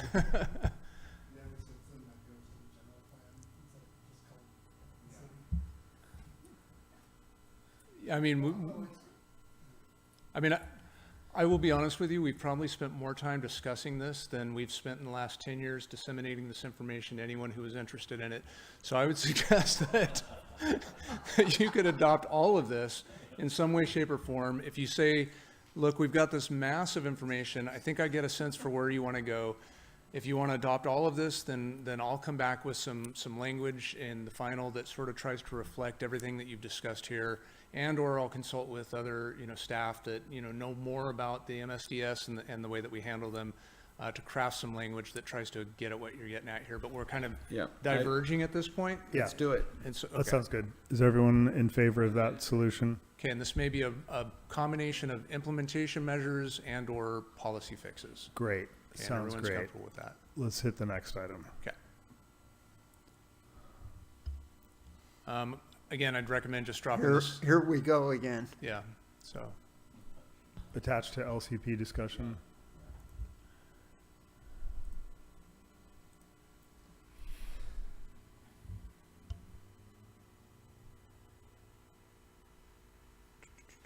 I think 2 people came up with this concept. Great minds think alike. I'll just green this and say see above. Does that work?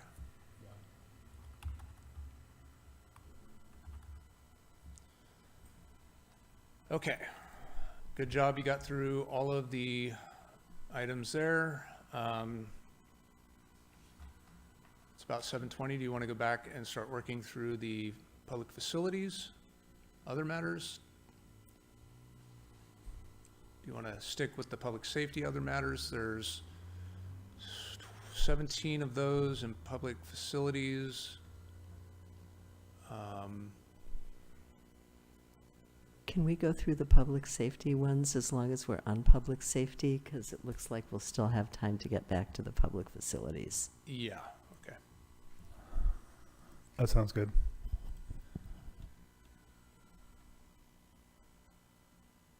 Oh yeah, there's only one. Okay. This one's mine again.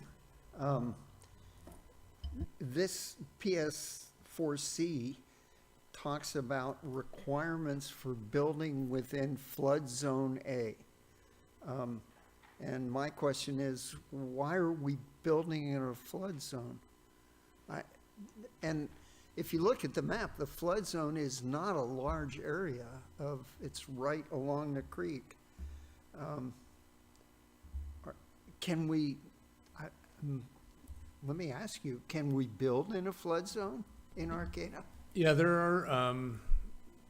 are building designs that allow you to be able to build in flood zone A, and there's actually quite an extensive area in the south of Samoa, G&H Street, that are in flood zone A as well. So that there are allowances for that. You can't build in a floodway, but you can build in a flood zone. Joe has something to add? These are regulated by the Federal Emergency Management Agency, and so they have we've actually changed it. It used to be in the land use code part of the zoning, and we added it, moved it over to the municipal code. So we do have programs. We, the city engineers, the floodplain administrator, so they manage those policies of the FEMA. And so there are, as David mentioned, there are a lot of language in the municipal code already about those prescriptive measures on how to build within the flood zone. And as an example, through the Maple Lane, Baldwin, Cropley, Davis, there is quite a bit of an area that has existing homes that are, a lot of them pay flood insurance. There's also places that were built and then later on, when they were developed, they didn't have a flood map on it. And later on, FEMA came and mapped it as being in the flood zone. So there are opportunities where, property owners might want to do an addition or do a second story to it to add an accessory dwelling unit, that they can work with the city engineer and the floodplain, the FEMA guidelines to let that development occur. Go ahead, Judith. Yeah, one of the things that we didn't really resolve around that issue is something that's going to come up again in the local coastal program with regard to new building in the coastal zone, including South G and H Street, which are all in the flood zone. And I think if we can address this really explicitly when we come back to the local coastal program as well, that's going to be really important, because I don't think that we came to an agreement on a lot of the particulars of flood zone construction.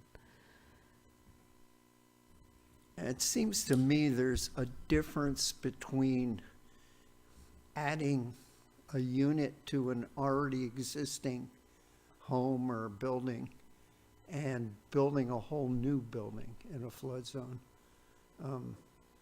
And I mean, buildings that are already in the flood zone, they're in the flood zone, but why are we building more? I mean, floods are going to get worse, not better.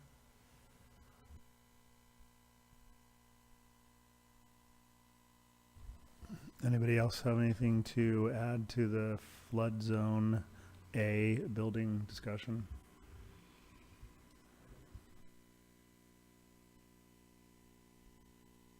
I think we shouldn't assume that there won't be any building in flood zone A, and so it's important to have standards for what would be allowed.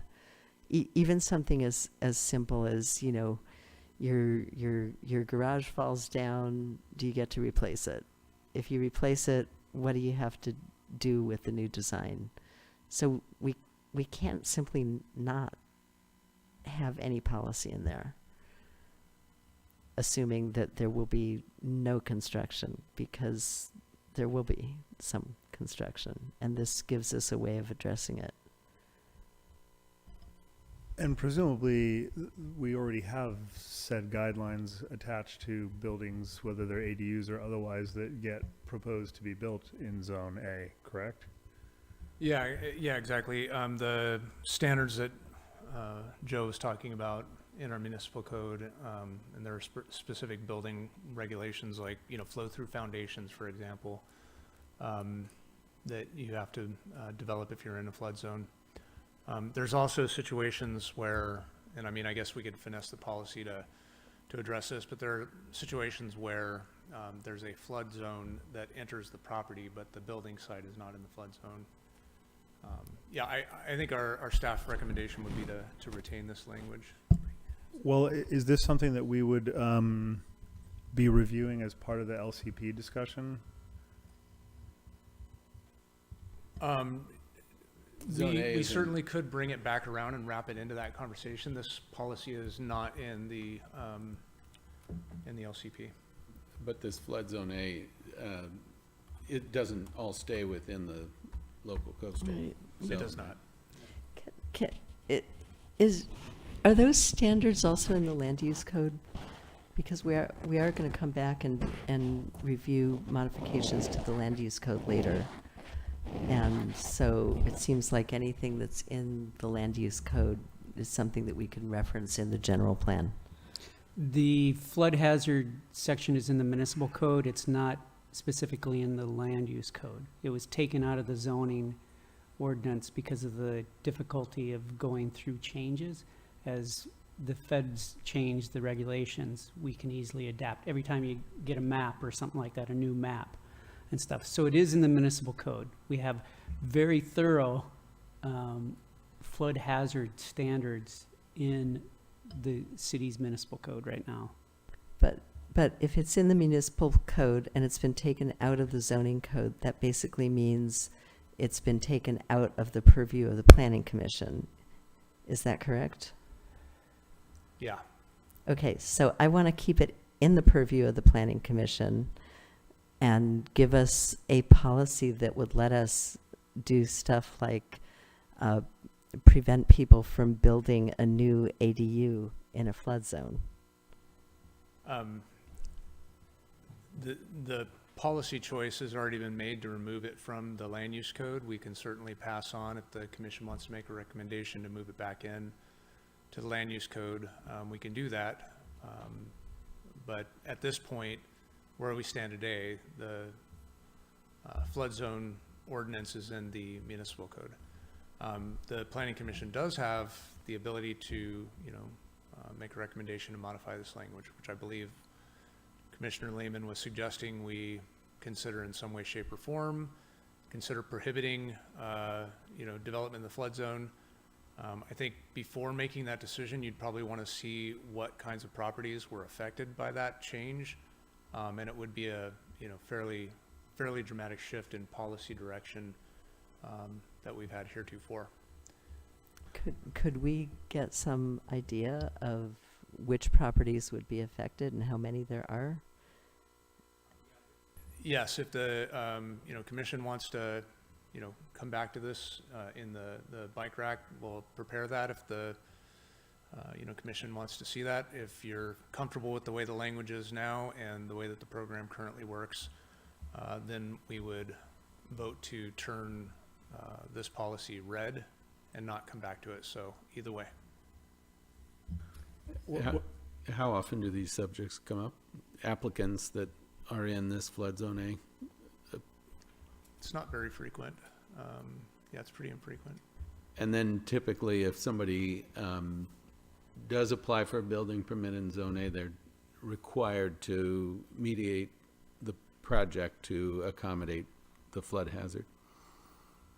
Yeah, exactly. The language that you see here, PS4C, is sort of the backbone for allowing us to use the FEMA standards to allow for development in flood zone A, but to make sure that those developments don't restrict flood flows or cause human health and safety hazards from structures that are pulled off their foundations because they're not designed appropriately and that sort of thing. Go ahead, Judith. That last sentence there, any development in the floodplain must be consistent with city floodplain zoning regulations. Is that also referring to the combining zone and the setbacks and stuff like that, which are in the zoning code? I think your Hawkeye just caught a boo-boo from our editorial, refinement of this document. I think that should not say zoning regulation. It just should say floodplain regulations. Can we ask staff to de-boo-boo it somehow and then we can bring de-boo-boo that back to us? There's a fancy word for that. We'll fix that. Yeah. Okay, so are we okay with that change and then? I'm okay with it and moving on. Christian? Okay, so what are we okay with? This language or the change that Judith just suggested? Well, I thought we were looking at the language with a suggestion, or no, where were we? Yeah, just changing that error and then adopting as is. Okay. My question, to clarify, having corrected that, made that editorial change, is everyone comfortable with that language? Yeah, I mean, if we all of a sudden aren't going to allow any building in the flood zone, it's a very dramatic change of course for all of South and G Street, right? And up the fissures of some of the creeks. And right. We're not in a position to do that right here, right now. No, it's out of our purview anyways. Correct? I'm sorry. My question, just so I make sure I get this right, is this proposed change to, there's no specific recommendation here, but on the other matters of should we be allowing development in the flood zone, is this going to red or is this going to gray? Red, we're done dealing with it. Gray, we're going to come back to it later. I think we need to come back to it later once we're talking about the coastal program and the land use code. That's a vote to come back. Joel? Yeah, personally, I'd like to come back because I'd like more specifics on what the development potential is on those sites in flood zone A who might be impacted. It's another vote for coming back to this, Matt or Peter? I'd like to come back. Okay, 3 to come back. Matt? I'm going to vote to come back, but the conversation of what is in Zone A is like a very large, it's like a whole agenda item for a whole meeting, pretty much. So I think I'm voting to come back, but in the future, I guess. Okay, and how about this end of the table? Come back or leave as is?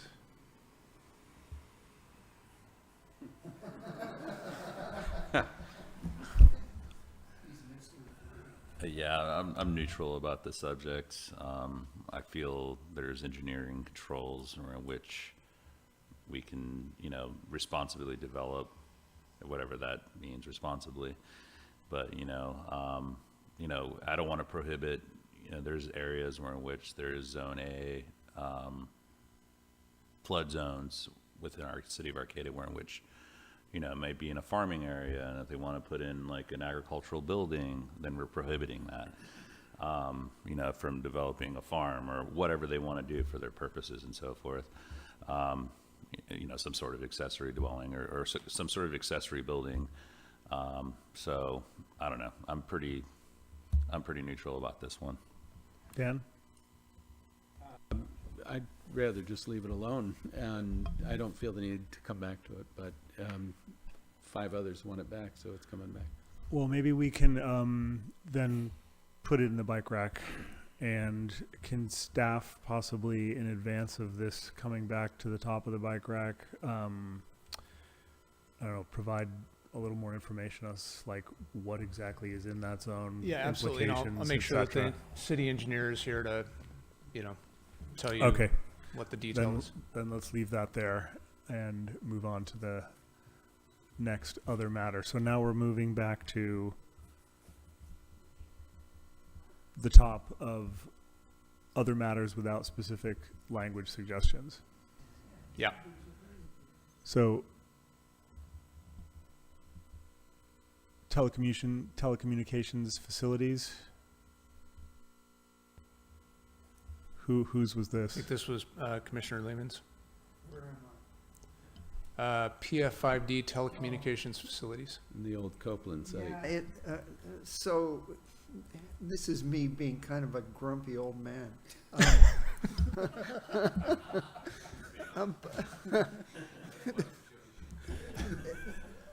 You have that prerogative, sir. Thank you. This section states these facilities shall be screened from view, blah, blah. And the new facility at 11th and M is not screened from view and is ugly and wastes a lot of space.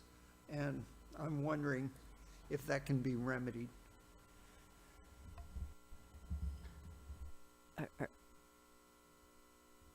Are you talking about the fence or a tower? I'm talking about the fact that that facility has that horrible fence and it uses a huge amount of really valuable real estate to do nothing. It just, is a gravel parking lot with no parking. You came on the planning commission just in time to have missed that event.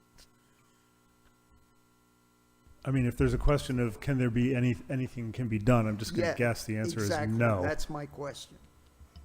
But what does staff say about?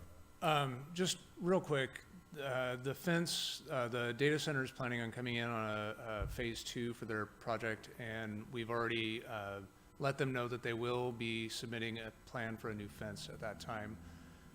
They're fully aware of that. The zoning can be changed. This project was principally permitted because of the type of project it is. So certainly the Planning Commission can take a look at that and decide to change those. I think that we have to accept that there are going to be a certain number of these,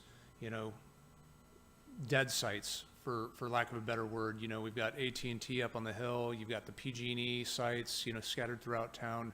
In order to serve the utilities that we need the utility landing facilities that help manage those. And so certainly it's within the Planning Commission's purview to amend those codes in the future.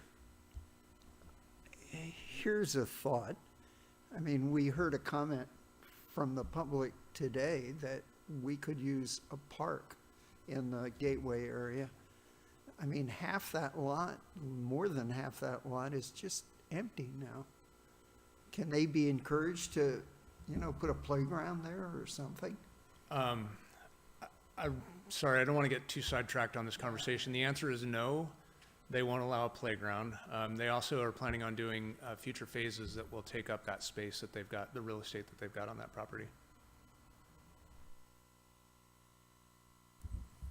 Okay, grumpy old man comments heard and recorded. For the record, I'm not sure what else we can really do with this right now, but I think we're all in agreement. Let's hope that the future changes that happen in phases 2 and on and on and on address some of this stuff. Yep. Well, we've already heard that the fence is going to get mediated in the future with phases 2 or 3, which is great. Yeah. Which is great. Excellent. And we can thank staff for conveying the community's dismay at the way their design has turned out to date. Great. Just one more, we're also talking about changing the zoning, right? That's what the gateway plan is, so we're working on that too. That facility would not be allowed under the gateway plan. Right, so, yeah. Yeah, exactly. Okay, this next one, general, whose suggestion was this? That was me, Okay, and, Judith? and I kind of brought it up for discussion because I'm assuming that healthcare facilities are addressed somewhere else, even though they may actually be in areas that are zoned as public facilities. A lot of them are in facilities that aren't zoned as public facilities. There's a kind of a disconnect there between our healthcare facilities and our zoning for historical reasons, but the fact that our public facilities section doesn't even mention our healthcare facilities is a problem to me, and at the very least it seems that we could direct the readers to where they will find out about healthcare facilities. The second part of that is asking a question about how does the plan address things like charter schools that are operating on property that is not school district property, and we've had a number of issues with them coming up before the Planning Commission over the years because those charter schools occupy sort of an in-between place. Their safety and their use is not governed by the same school development state rules that school district schools are, and yet we have an obligation to protect the students in those facilities from bad planning and building decisions. And so I just brought that up because I want to know how our public facilities and infrastructure plan should actually address those things that kind of fall through the cracks. Because right now it doesn't address them at all. It doesn't even mention them. Just real quick, I think the land use element actually addresses these in more detail, and then public facilities uses are incorporated into our zoning. You could certainly add some language around this if the commission wants to, but the infrastructure and public facilities is addressing primarily facilities that the city owns in terms of public facilities, but we are required to address fire in that per state law, and so that's why the fire department, even though the fire district, even though it's not a city facility, is also addressed. So that's just a little bit of the context, but if you wanted to add something in addition to what's in there, you're more than welcome to. You might want to look at what's already incorporated in the land use element to identify where there are, or if there are, gaps. Asking is that we did address school districts. Those are addressed. And then there are policies about education that is addressed, and yet these things just, they've fallen out. So maybe staff can develop some language to at least acknowledge them and direct readers to where in the plan they might find those things addressed. Because this is where I would expect to see them addressed. And so when they're not there, I'm wondering, why aren't they there? They must be somewhere else. And that will help direct readers to where they are.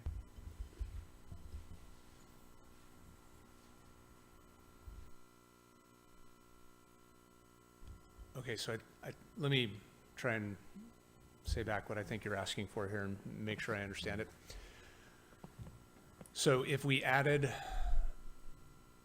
into either an existing section or a new section, recognizing that public facility zoning allows for hospitals and schools, and then directed readers to the land use element. That would satisfy your concern? It might, but then it doesn't address the disconnect between the existence of these facilities and their need to develop, and the fact that they don't really match up with the zoning. They do match up with the zoning, though. The zoning allows for hospitals, schools. Schools are actually allowed in a lot of different kinds of zones.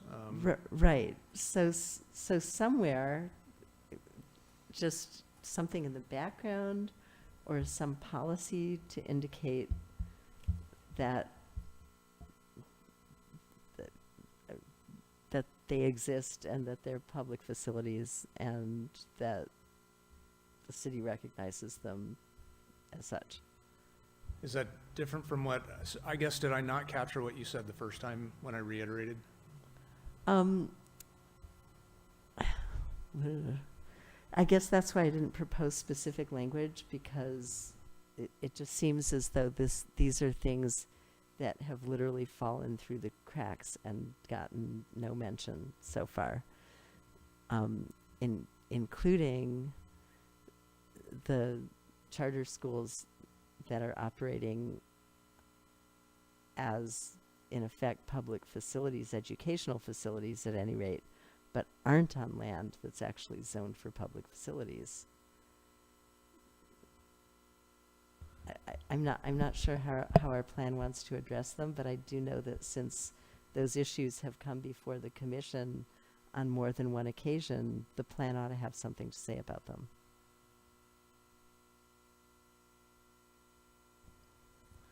I'm not 100% sure what we're trying to fix here. I mean, I hear what you're saying, but I feel like I'm not sure where we go to suggest this being different. To be honest, does anyone else have a opinion on the language as it is, or a proposed change that might help this discussion? Matt?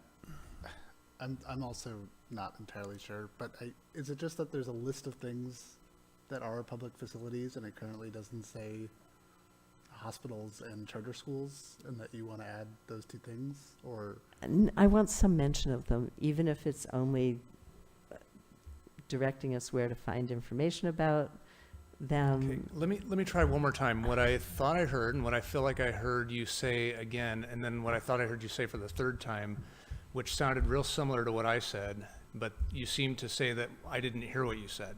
So I'm going to give it one more try and have you confirm that this is, in fact, what you'd like to have happen, and I think we can find some language around it.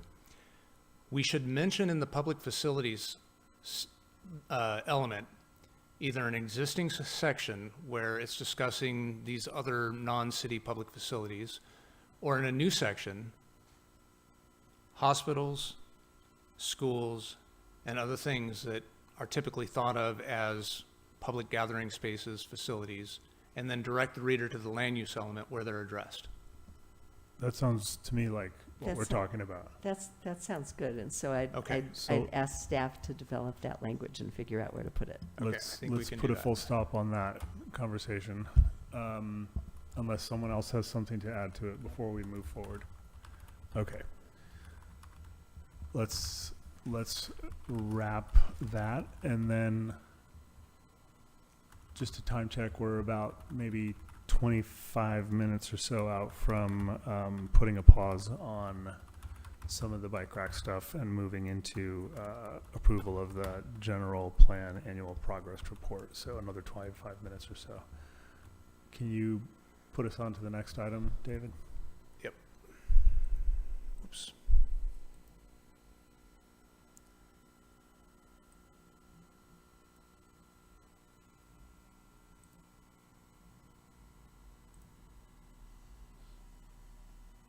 Okay, I think this was already addressed. I think everybody conceded to this point. Yes.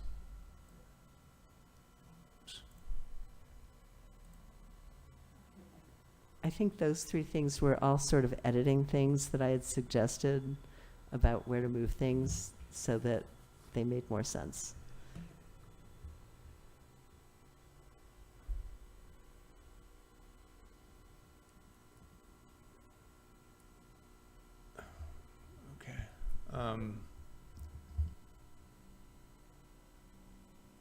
Right, we just covered 4, right? Is that what you're saying? Number 4 up there, we kind of just covered, right? Like the staff will add some language about what's not in the public. To my mind, facilities. we covered 4. Yeah, In our so- previous discussion. Yeah, we Okay. covered 4. And Okay. 5? And 5. And 5. Okay. 5 related to the order of things. I think it was referring to education and stuff, just to put that sanitation related infrastructure all together and then not put the sort of institutional infrastructure in the middle. Literally. All in favor? Anyone have a problem with that? Okay, let's I do think we it. can do that. Okay.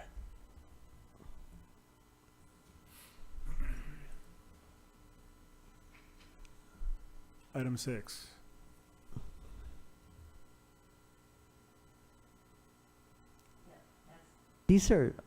That's another editing thing, just if you're referring to another plan, let us know when the plan was adopted or last amended, and then if you're amending that element, you can update when those plans were most recently amended at that time. It looks to me like items 6, 7, and 8 are all editing formatting Yeah, questions. they're all editing things. They're not policy things. Does anyone have a problem with 6, 7, and 8 as they're written? Okay, so let's take 6, 7, and 8. Yeah, and I guess I would just say for editing things, I mean, in general, you know, there's some formatting things that are, you know, going to change. We're going to try and go through the document. We are going to go through the document, not going to try. We're going to actually go through the document and remove reference to things that will be dated, and instead try and point towards programs or you know, planning efforts that are amended from time to time, as opposed to the specific document. Because that, so I think with all these, I'm sorry, I didn't read these in find enough detail, I guess, to recognize these are just editorial comments. I would suggest we skip to the policy comments. Agreed. I Okay, mean, I would think, really, as we're trying to make policy level recommendations to the city council, we should try to avoid too much editing stuff, because it's going to get cleaned up, or certainly has another opportunity or 4 to get cleaned up before made final. And I feel like we can have the most impact by making recommendations that affect policy. And I realize sometimes the change of a word can absolutely do that. Okay.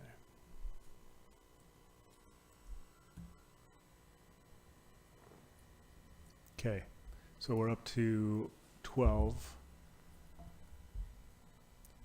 Okay, so that I feel like we was, covered this. the PF4. Don't That strand al- this section between. That also refers to coordinating with Cal Poly with regard especially to the last part, to city services.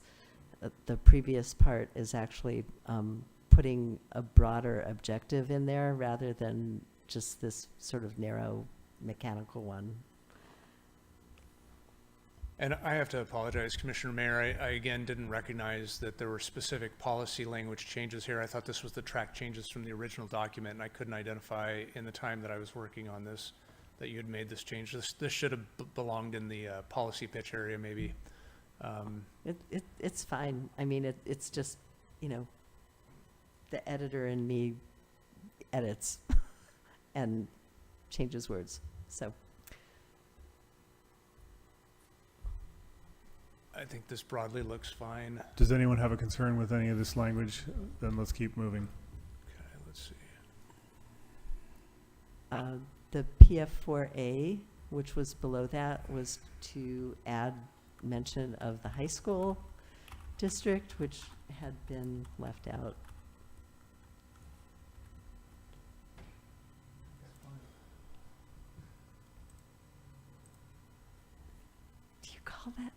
call that gold? Brown? I- Brownish gold? It's interesting. Copper. I didn't know what to Copper. call it.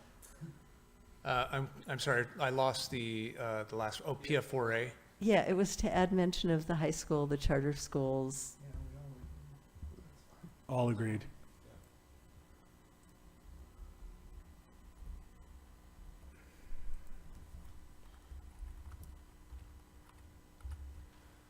Okay.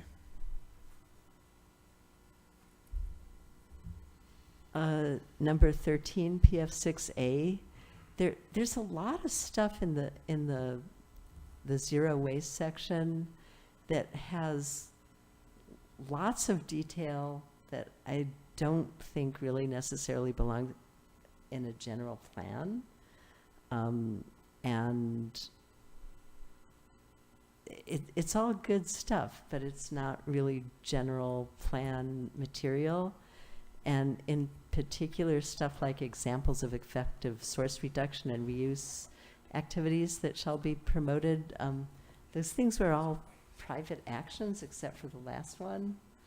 And they're great, but they don't give direction to the city in a way that is super useful. And there's some great background in the zero waste section, but we need to remember that the plan is actually looking forward rather than looking backward.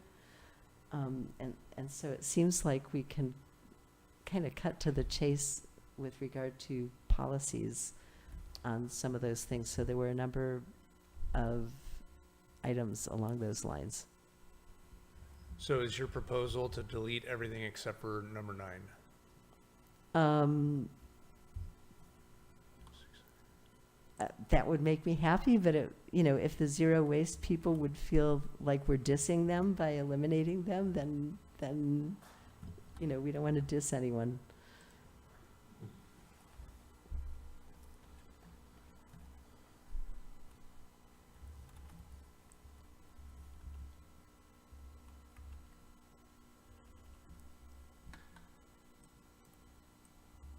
This keyboard is chunky. Okay. Oh, dang it, it did it again.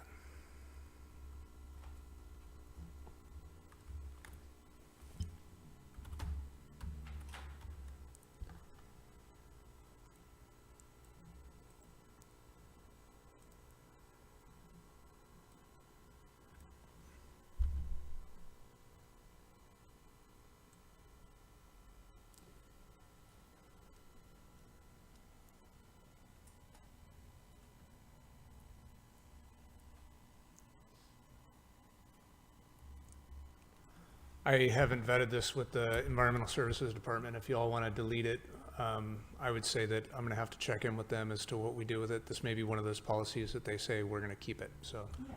Let's leave it gray and put it back in the bike rack. Matt, Yeah, did you want to say and something? again, if it's going to make someone feel bad that we're deleting their examples, then sure. So I hadn't looked at this language closely until just now, but the prelude there is the city shall promote these sorts of actions, right? So they are individual actions, but the policy is about the city telling people to do them, which is more of a city thing. And so that I don't see what the... Right, Hold but on, I'd like to... in an Joel. economy of words, there's this big, long list, and given the types of things that we've cut out because it's saying too much, those are examples of Go things ahead, that Joel. are going I'd to lo- seem quaint by 2045. Well, it may be, but it's in the plan now. I don't see any harm keeping it in there. I think it's good, if anybody from the public ever reads the general plan and wants to, get an idea of what effective source reduction activities are, they could read it and do it or not do it, but it's there. Yeah, I agree. I mean, it's there and it's useful, and just leave it there. 2 votes for leaving it. Anybody else? I like the idea of challenging environmental services to see if it's all still up to date, but that's on them. I think we should have it in there. I'm fine with it. Christian? I think so. I'm neutral. Matt? I would just leave it in. Okay, so let's just leave that alone.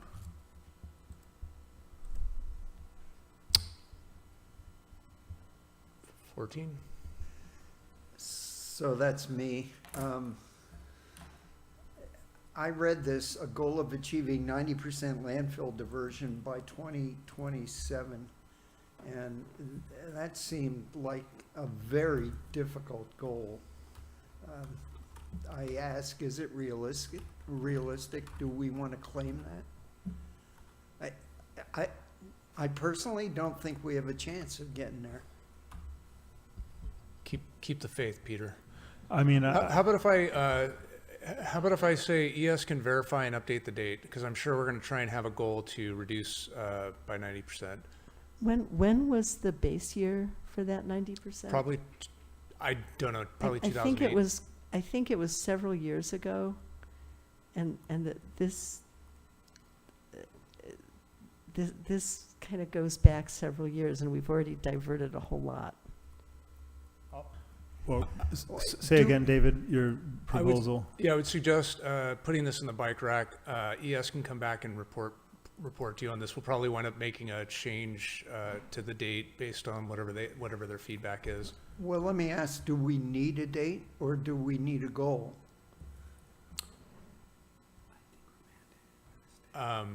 Joe's, go ahead, Joe.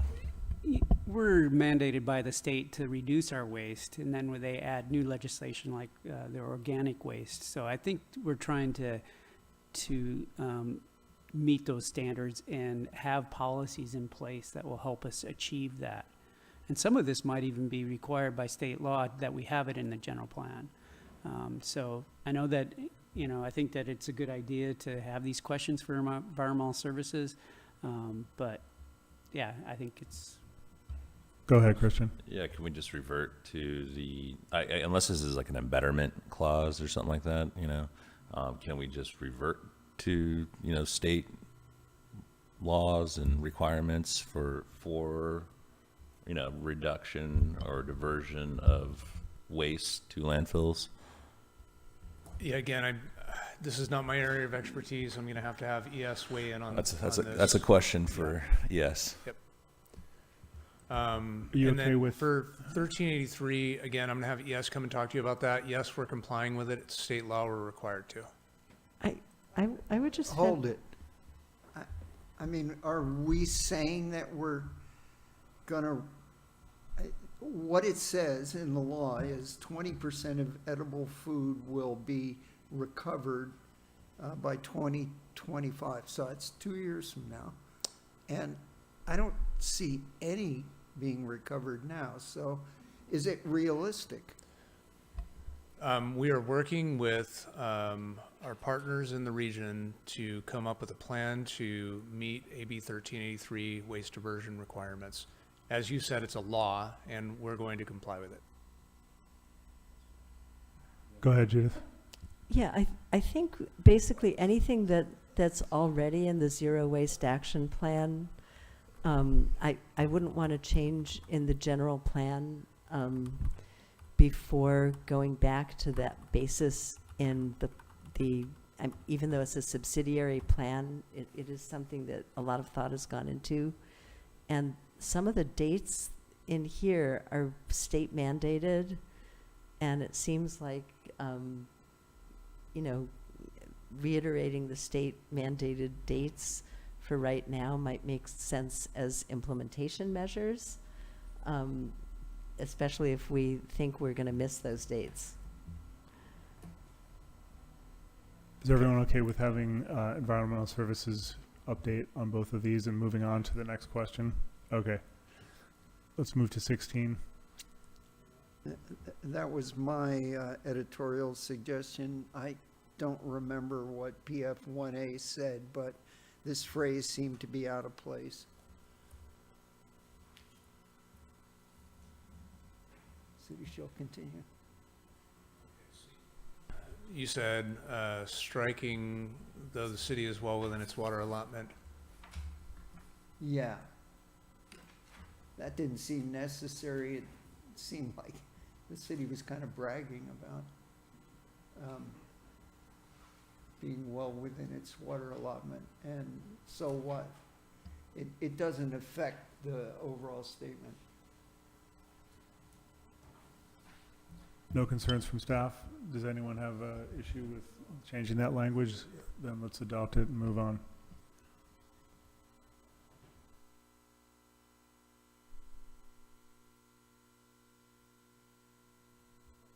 That was just, I think, a typo in number 17.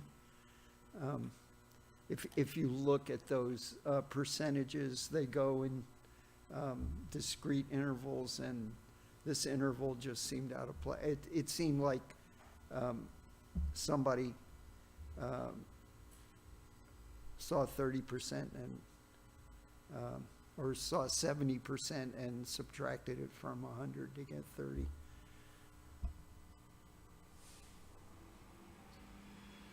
Go ahead, Joel.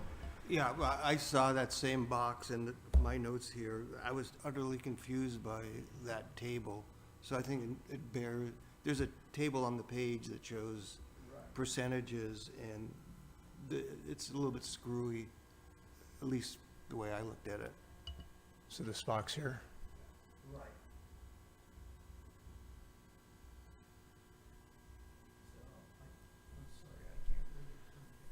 Let's see.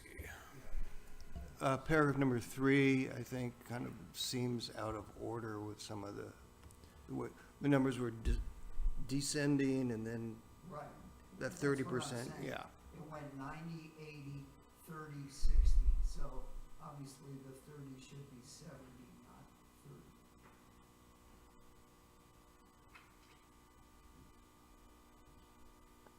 See what I'm saying? I'm wondering if that's stuff that we can refer to another policy with without actually having that particular chart in the general plan, because those numbers are going to change over the years, I suspect. And if we can refer to the policy on which it's based, and not confuse our general plan readers, that might actually help us out a lot, especially since it's a water district policy and not our own policy. I think that would actually be more useful, because you know, it could be even in a hyperlinked version of this, there can be a hyperlink to the water district's policy. No, I Staff input. totally agree with you. We should strike this table entirely and just refer to the. Which gets to the issue of those insert boxes that don't go all the way across the page. When you're reading the digital version of this on different platforms, those boxes get really kind of sort of messed up. Is everyone okay with ditching that box and making, okay, let's do that. Okay, What's, so this is associated with.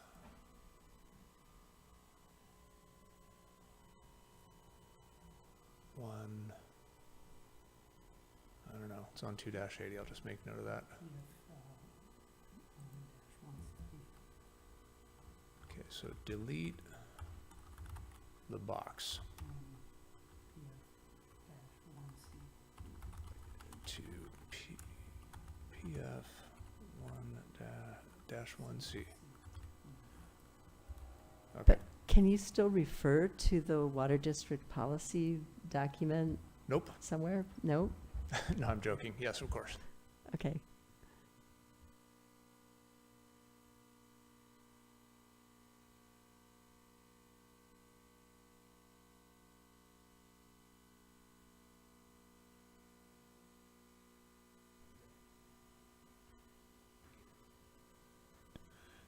great.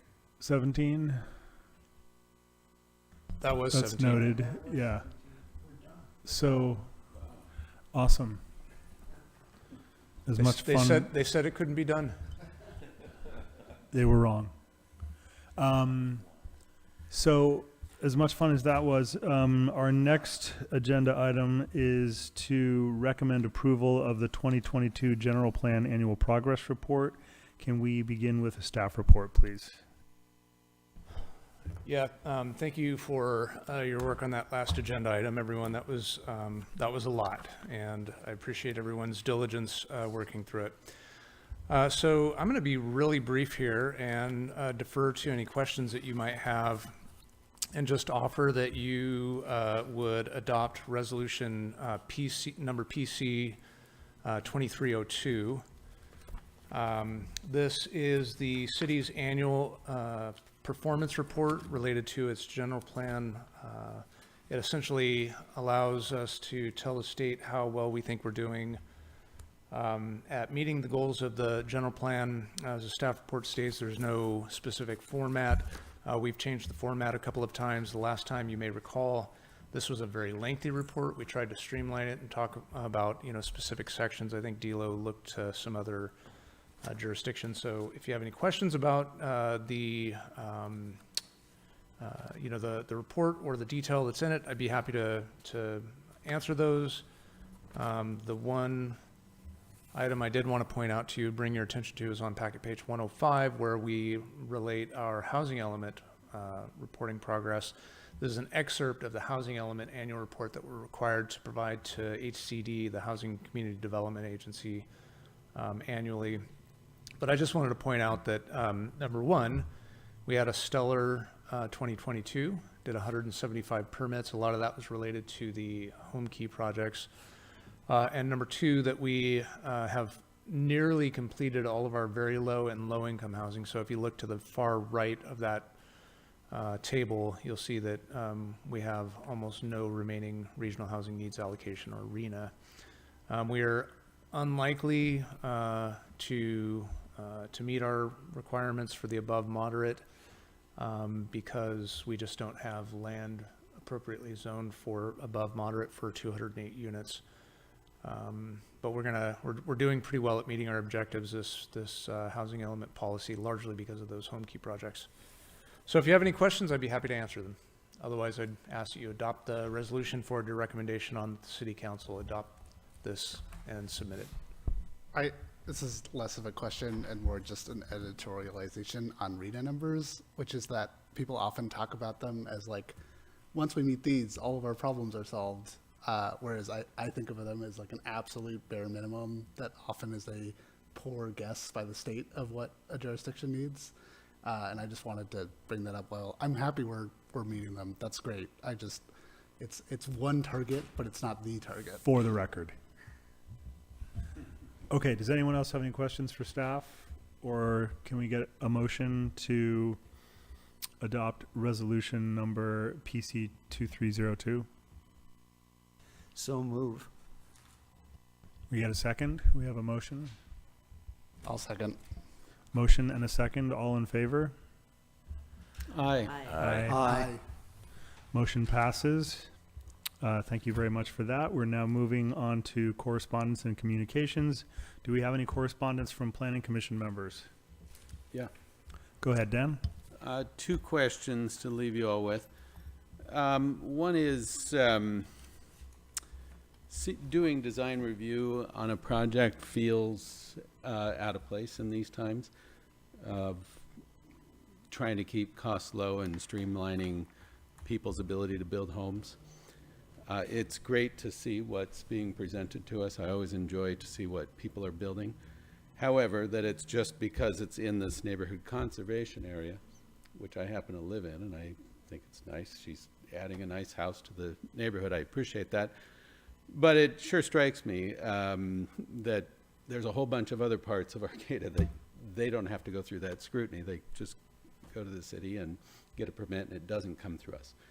And I don't pretend that we're going to tackle this right now. I just wanted to plant a seed that this seems out of place in these days of trying to streamline all processes through the city.